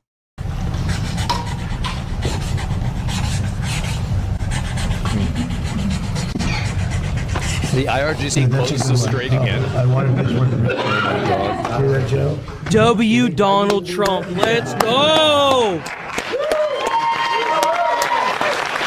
You think Biden? Man, them fucking libs and them motherfucking Democrats must be tired of taking all them fat fucking L's up the ass, huh? Man. Damn. It took one man to do all this? Why doesn't every president that gets into power do this kind of shit, bro? Why is it taking so goddamn long for all these people to pass shit? Trump is just like, I'm gonna do it. If you don't like it, fuck you. He does it. He says whenever he's running, I'm gonna bomb the shit out of the IRGC. But what does he do? He fucking does it. Fuck are we doing, man? Why are we wasting our fucking time with this? These people can change our lives as we know it for the better. Give us living wages and fucking universal basic income and health care for all. But no, we sitting here twiddling our fucking thumbs for 4 fucking years doing nothing. Trump over there saying, I'll do it. I'll do it. The fuck we doing? That's what I'm talking about, man. We need 7 more just like Donald Trump next. We need J.D. Vance and Marcus Rubius to run for president, and they need to get up in that goddamn White House and start making some change, boys. His name? Yeah, I didn't think so. Wow. Anytime I got somebody in my comments crying from a foreign country, or crying about the illegals being deported, or somebody crying about what Donald Trump's doing, I take that shit and I hold it there. You know why? Because I know for a fact that if J.D. Vance or Marco Rubio get elected as our next president, there's going to be a whole lot more crying, and there ain't going to be no damn Trump derangement syndrome with their racist ass. You guys don't like Trump because he's orange. Isn't that about right? Well, you don't like him because he's orange? That's fucked up. That's fucked up. You're a fucking racist piece of shit. You sure are. Because you don't like his skin color. That's fucked up. He's the only one like him on the whole planet. He's orange. And you got a problem with that? You fucked up in the head. Do you have any questions of the folks? And I think we'll keep it on the subject pretty much. You'll have some questions. What the fuck?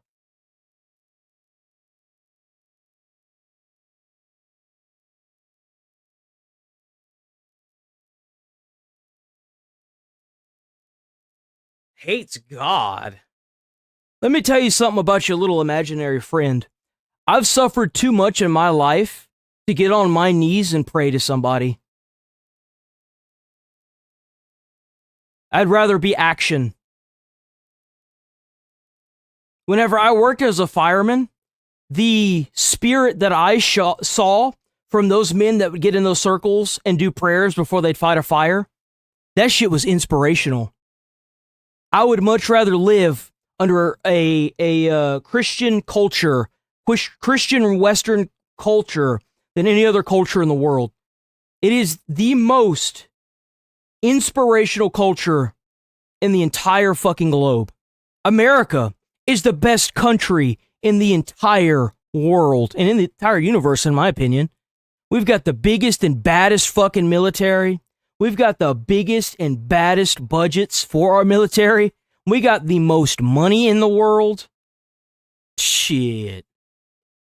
America's the best place in the world to live. And I'm happy to be an American. Anytime I hear some little pissant saying they need reparations for some dumb shit that happened 200 years ago, I think to myself, bro, you already got the reparations. You in America. Here, they're not going to attack you and kill you for having an opposing opinion. They're not going to put you in jail for having an opposing opinion. They're not going to kill you for being gay, trans, bi. They're not going to attack you for not having your fucking headscarf on right. They're not going to kill you and take all your shit because you're rich. Why do you think all these American actors are sitting here like Billie Eilish? Not she's a singer, but and then what's his face that played the Hulk, sitting there saying, "Well, we should be ashamed as Americans. We shouldn't have borders." As you go to your fucking multi-billion-dollar real estate that has a fucking wall that surrounds it. Man, that seems awfully hypocritical. Billie Eilish not even from America. If you hate it that much, then go back to your own fucking country. You don't like it here, then get the fuck out. You don't like America, then get the fuck out. No one asking you to be here. Get the fuck out. My honor. Man, how about that? He's proud? Yeah, and I think it's a good thing. It's a great thing. Absolutely. Thank Secretary of Health and Human Services, Robert F. Kennedy Jr., who's a fantastic... where are you, bud? Over here.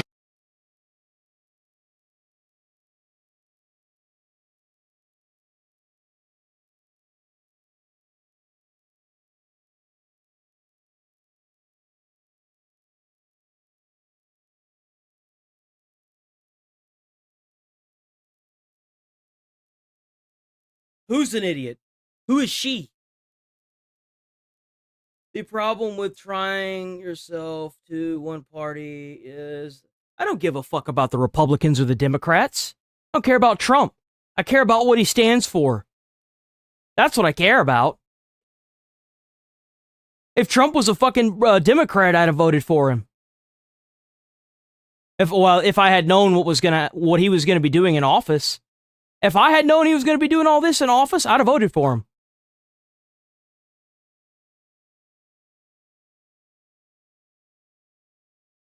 You know why I'm bragging about what other people did? It's called being humble.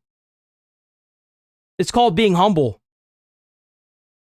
I was a firefighter. I've done CPR on people. I've saved people's lives. I've gone into burning buildings, put out fires. I've done the mile. It's called being humble. It's this thing that you could probably learn a little bit from. I don't need to talk about what I've done. I'm talking about what needs to change to make this country even better than what it is. That's what I want to talk about. And if I don't want to talk about someone, I'm not going to. It's my channel. What you need to do is shut the fuck up. If you don't like the content, then get the fuck out of here. No one asked you to be here.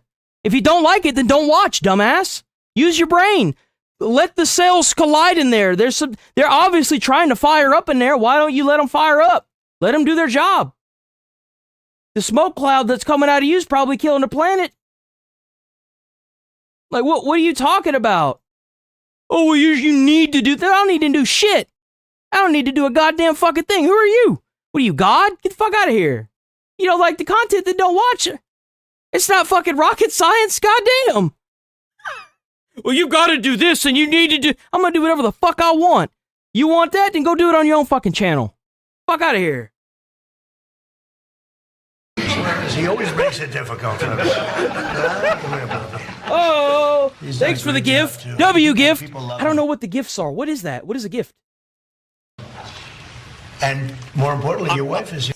I honestly think he's been great. By the way, we're here every single day, 8 a.m. to 11:30 a.m., talking shit, making fun of terrorists being blown up, and having a great morning every single day, all 7 days. Please sub to the channel. Please like the stream. Check out the channel membership. We have a channel membership. Check that out. Put that bitch on auto renew so that way, you know, do that.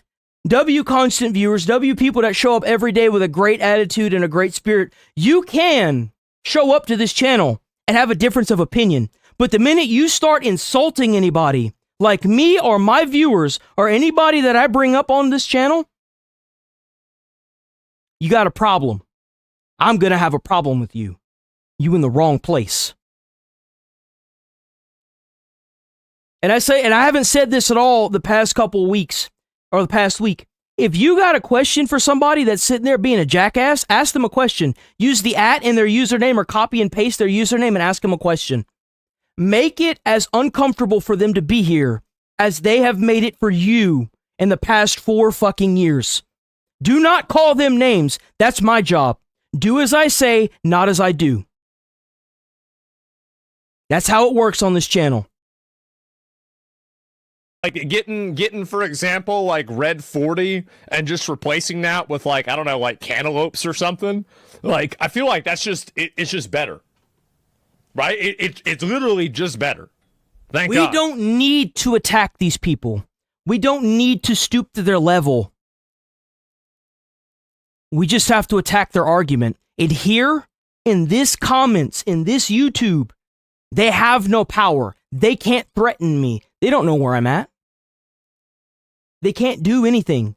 All they have is their words, and you start picking apart their words, you figure out how fucking stupid they are. Following a narrative or being paid to follow a narrative. Because let's be honest here. There's someplace, Bobby? She's out there? Where are you? Where are you? The real boss in the family. That's right. Operation Let Them Speak. Let them out themselves. Oh. And RFK's been putting to work. Yeah, he has. I think it's great, man. It's amazing. I'm happy to see it. And what is this? And there's a little bit more of this. I can find everything else. And that's right. We love ICE and we love our Tangerine Warlord. All right. Has delivered an epic victory for all humanity. I thank him for having the courage to make this happen. And my mission brother, epic Joe Rogan, for having the spine to make the ask. Damn. To our brothers and sisters in Gabon, you have our deepest gratitude for your stewardship of the sacred tree grown for the heat. You gotta give this guy a cowboy hat or something, man. Like really? Of nations. That's right, Iron Balls Joe. That's right. You damn straight. The respect and honor you deserve for Doug helping Dimmadome, heal yep. this nation. Any person that's going to be president, they run on good immigration policies, mass deportation policies, and they run with veterans in mind or patriots in mind. Like I said patriots. I meant to say like army men or servicemen. I should say servicemen in mind. As far as I'm concerned, you just got yourself a free vote for me. It is my joy to deliver these good tidings unto the meek, which will hopefully bind up the brokenhearted, proclaim liberty to the captives, and the opening of the prison to all who are bound. God bless you, and God bless America. Thank you, brother. Damn. He's a head cowboy and on a range coach. I'm not surprised at all. And so this is great, man. And I'm very happy. Joe Rogan, W Donald Trump. Seriously. Cut Medicare to 500 LA hospices with 0 complaints. W Donald fucking Trump. Federal officials cut Medicare to 500 LA hospices with 0 complaints. What? Say this man was contracted with the city and county of Los Angeles to house. What makes me so sick about this is the fact that they're using daycares that are supposed to be funded by the government so that way parents can afford child care. What makes me so sick is that these hospices are supposed to be for people to bring their loved ones that are dying. Just imagine you show up to one of these hospices and you get chased off the property by a bunch of fucking scammers from a foreign country. You're just trying to find a place to let Mammy die in, you know what I'm saying? This is long overdue. This is what you get.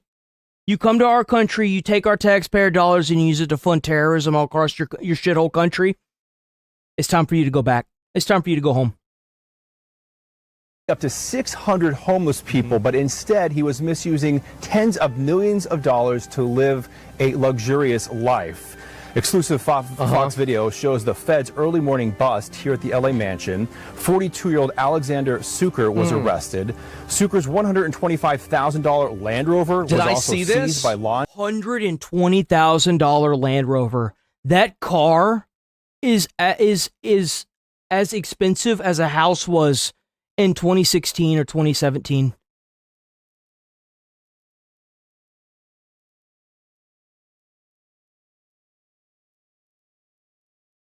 Enforcement. The Fed says Suker defrauded the city and county of LA out of 23. No, I think this is. Wait, this might be another guy. Million in taxpayer dollars for not only his mansion and car, but a second. It's not even that they're trying to live a normal life. They literally blow the money on whatever the fuck they want. Like that's a custom plate. That's a black plate, bro. That's a custom. That's like a couple $100 to get this plate.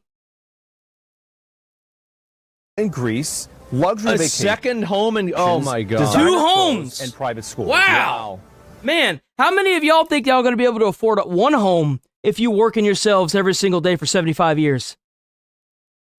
No one. But these motherfuckers got 2 homes and a car that costs as much as one. Man, that's crazy, ain't it? He was living the high life while the people suffering. Homeless on the streets with no shelter, no food. They're living out in the streets.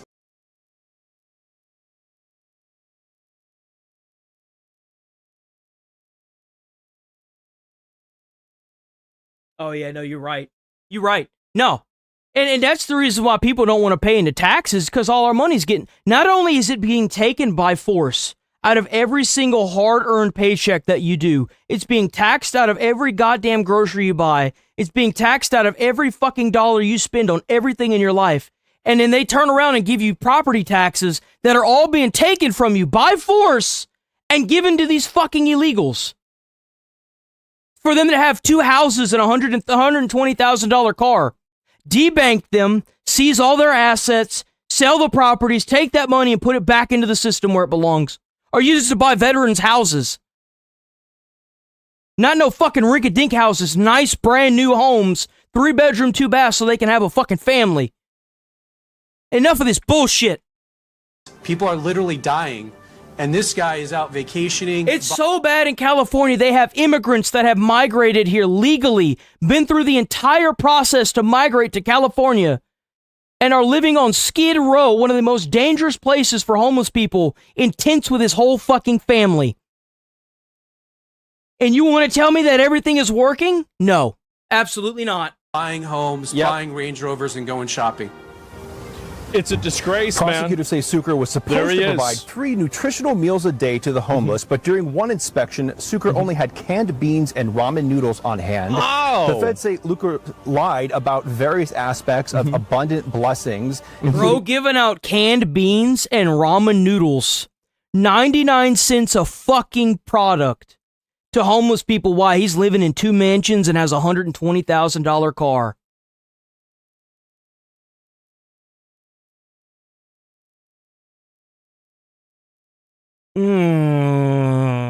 Fake vendors, facilities, and the homeless actually getting meals. The U.S. Attorney's Office in LA says they are actively investigating at least 12 other similar fraud cases here in California. First Assistant U.S. Attorney Bill Asaley says there's a tremendous amount of fraud in this state, and that today's bust of one man who misused $23 million alone may show how little look at that fucking house. That's like a brand new property. Now today's bust of the paint hasn't even started to fucking fall off yet. Look at that house, bro. Look at that. $3 million alone may show how little oversight. Oh, wait, what is that? Is that a business? It's got a billboard. What the fuck is this? Well, the oversight not existing is a feature, not a bug. That's right. That's right. And now they're trying to make it to where if you, like Nick Shirley going around and exposing these fraudulent businesses, if they can show proof that they're getting taxpayer money, they can completely destroy you in court because of that new Stop Nick Shirley bill that they're trying to pass, that new law. It's garbage. It's trash. And why they don't have oversight is it's basically an informal bribery program that LA has with all of their voters, where basically they create a bribery program where they fund the lifestyles of a bunch of people that are functionally fucking worthless and useless, and they let these people sit around, do nothing, steal stuff, and cause problems, and all those people do is they show up every 2 or 4 years and they continue voting to keep the gravy train running. And all of the other people in the companies that are actually profitable and successful in California are subsidizing this lifestyle. That's really it. I'd be curious. No, I'm talking about the building. What the fuck is the building? I don't care about the window. I'm talking about the building. Politicians. It has a billboard. What is this? I wouldn't be I've never seen a building have a billboard of a house on it. I'll tell you that. California was pushing this money out quickly. A lot of money went out the door with, frankly, very little vetting, very little checks and balances, and he's one of the individuals that got it. The suspect is scheduled to make his first appearance. Jesus, bro, $125,000 Land Rover. Holy shit, a mansion in LA and a second home in Greece. 500 fraudulent hospice facilities closed down in California. Where are you? Think about that. That's 500. 500 hospices. Holy shit. 100 hospices? Think about how many that is. That's insane. That's crazy. So I don't even see how something like this can happen. How do you allow to have fraud on that insane of a level? And they want to arrest people like Nick Shirley? Of course they do, because Nick Shirley is fucking with the system. The system, you pay these people to sit around and do nothing, and then they vote for you. Yep. So if you take away the payments, then you take away their funding, and these people have to leave, or they might vote for something different, or they're in one way or another not beholden to you. And the goal that they have is they want to make people basically reliant on the government for everything, so they can never afford to not vote for more advantages like that. Dr. And this is it right here. Democrats arguing that this rooting out of fraud, that it's cutting Medicaid services. Oh, thanks for the gold coins. W gold coins. Well, I mean, I think that honestly, they are going to cut Medicaid services, and people probably will die because of this. Like, this is inevitable. Like, I don't think that they should use the messaging and say that, oh, well, we're not going to have any, we're never going to have any collateral damage. Like, we are going to have collateral damage. It's already happening. It's already happening. It's already fucking happening. Every day that you go to Skid Row and you see homeless people there, and their budget is millions of dollars to keep homeless people off the streets, they're casualties of this. They are being kept homeless, being bribed with cigarettes and fucking food, and to sign papers that give people the authority to fucking vote. They're literally breaking the law every day in Skid Row. They are utilizing these people and keeping them poor for this reason. It's insane. It's insane. It's unavoidable, right? Whenever you're making decisions and you have hundreds and thousands of these places that you're shutting down, mistakes will be made, and people will be left without care that shouldn't have had the care. And but you know what? These mistakes need to happen, because if the money's all fucking gone because you've got a mass amount of people pulling from the pot but not putting into the pot, guess what's going to happen to that fucking pot? Bitch is going to run dry. Then nobody's going to have anything. The system is where it's at because of so many people paying into it. When you have more people taking out mass amounts of money that are not paying into it, the pot's going to run dry. And guess what's going to happen? Nobody's going to get these benefits. If you didn't want that to happen, you should have run your system better, so we didn't have to take this dramatic extreme action to undo all of the mistakes that you have made systematically. So this like the reframing of like, not only is it okay that these mistakes happen, but the mistakes are the fault of those people. Those mistakes are a second order effect of them not holding anybody accountable for these numbers. That's really what I think. Anyway, like that, yeah, telling kids they have autism fucks with their brain. Like, I think that, okay, of course, like, let's say you've defrauded us for, like, you know, somebody said like $23 million. I guess you're in jail for $23 million or to keep making money.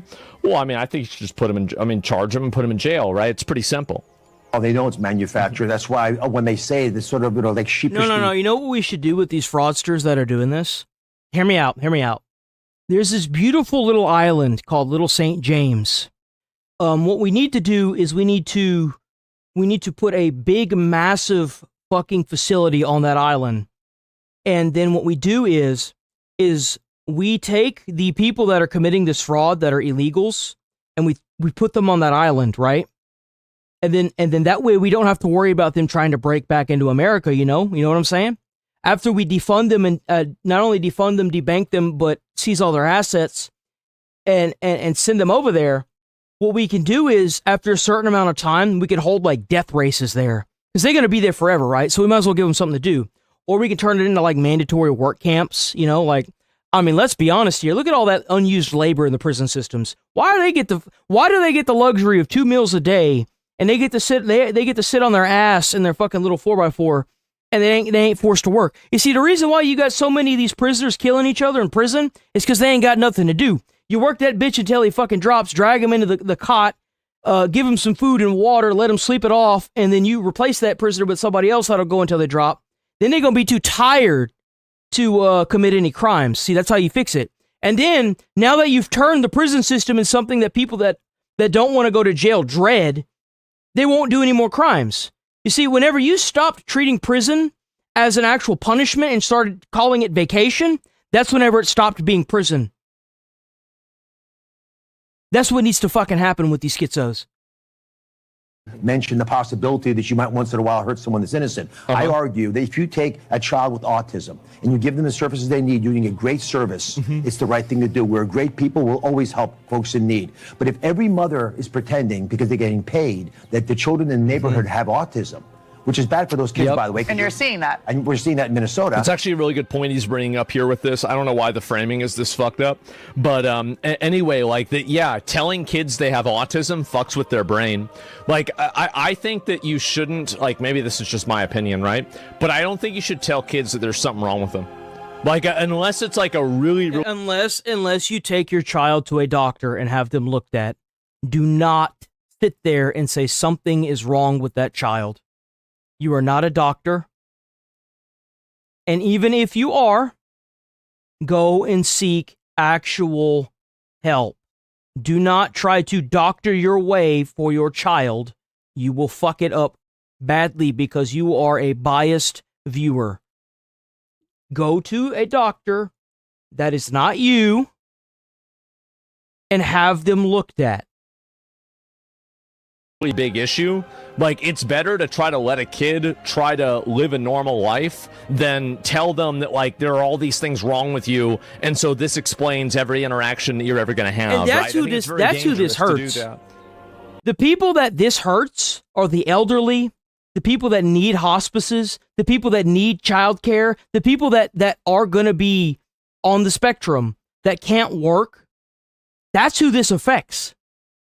The misuse of this money will get these programs taken away altogether because there will be no money to allocate to them. It doesn't hurt the average hardworking American. It hurts the people that fucking need this money.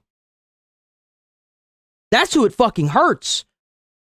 Oh, but you can't do this because, but you shut off the funding, so now there are people that are going without. Bro, if the fucking pot runs dry, nobody gets the money.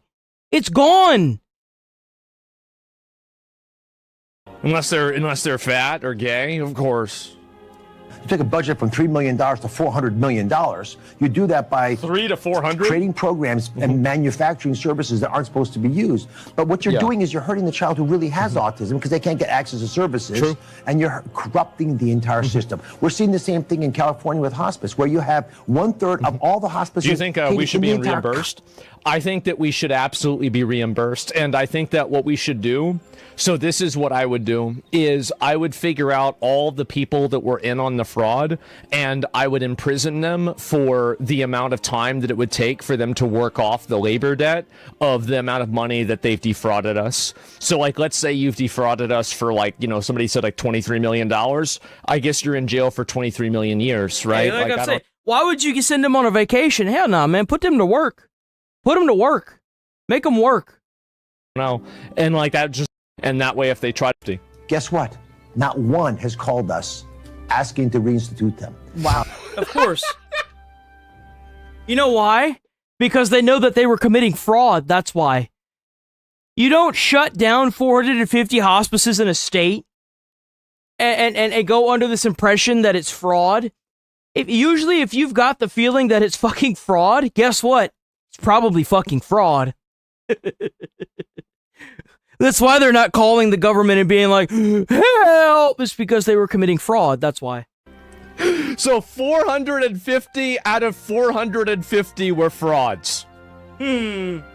Big surprise. And nobody's calling to be reinstituted because they know what they were doing was fraud, and they were just trying to ride the gravy train all the way down to the station as far as they can possibly go. Yep. Of course, you like Dr. Oz? I love him. I think he's great. I didn't like him whenever he was running against John Fetterman. I didn't like Dr. Oz, but you know, he's in a role. Seems like a weirdo. I mean, again. Angeles Hospice Incorporated actually titled. This is what they're trying to get rid of with the Stop Nick Shirley Act.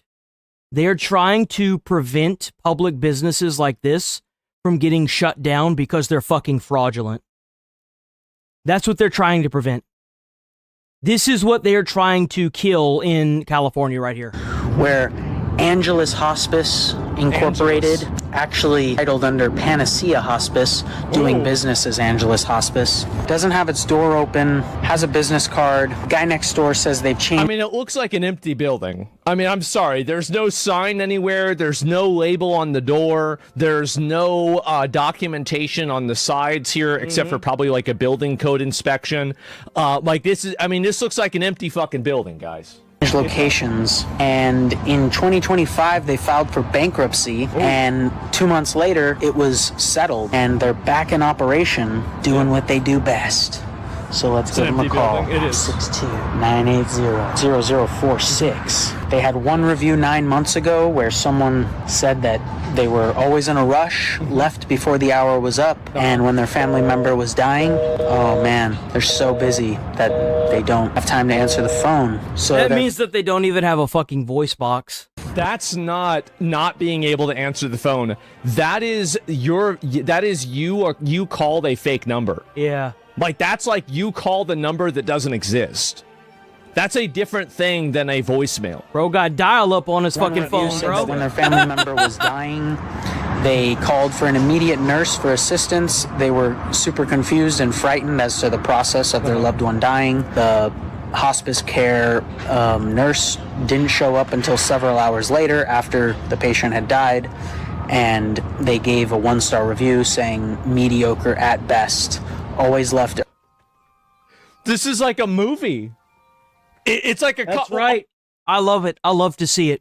They should be their entire labor force. If they can't figure out what to do with some of these prisoners, chain gangs turning big rocks into little rocks. All day. All day. And they should do it on rotations. So that way you've got the night crew and the day crew. Oh my God. Early, didn't really care about the client. And if you really want to get into the nitty gritty of it, what you do is you make it to where, because the prison's housing them, they take 50% of the income, and you give the other 50%, like let's say someone kills your daughter or your family member, the family that testifies against them in court should decide what your hours are, and they should get 50% of your, the other 50% of your income. That's what should happen to you.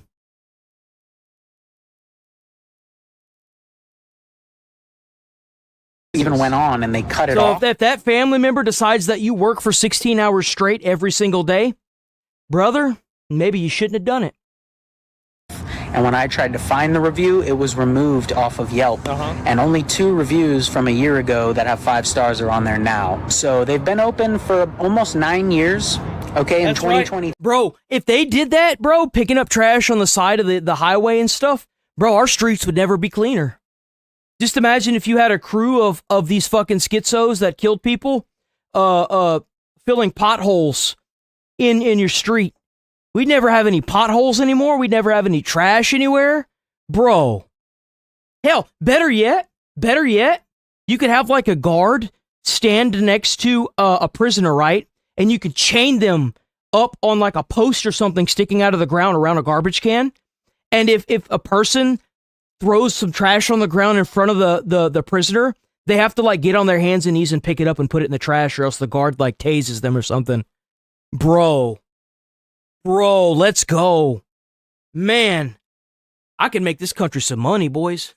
3, they billed Medicare $1.2 million, and they had 4,334 days of hospice care within the year, meaning... Yeah, I think that we need to put these people, we need to put them on hard labor and make them work off every cent of this. And they need to be working for like 12 cents an hour. Like, basically, you're going to jail for the rest of your life with mandatory labor. Yes. And that's it. You shouldn't have scammed. Shouldn't have done it. Shouldn't have done it. It's too much, done it. too long, and that's it. I'm 31 years old, and I've never been arrested or put in jail. If I can do it, anybody can do it. I don't see an excuse, unless you're like, no, I'm sorry, no. Why are we acting like it's easy to break the law, dude? Not breaking the law is the easiest thing you can do in life. It's the cheat code that helps you win the game sometimes. Just don't break the law. You remember whenever you got that taser shoved up your ass by that law enforcement officer? Yeah, he probably wouldn't have done that if he'd quit struggling. Cheat code right there, boom. Spitting out them facts. Paying for this? Yeah, I know. It's crazy, isn't it? Oh my God. They had, I believe, 70...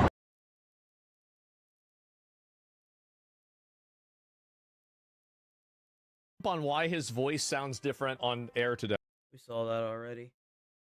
We saw this already. We are actually going to roll because it's already 11:30. It is already 11:30, boys. W viewers, by the way.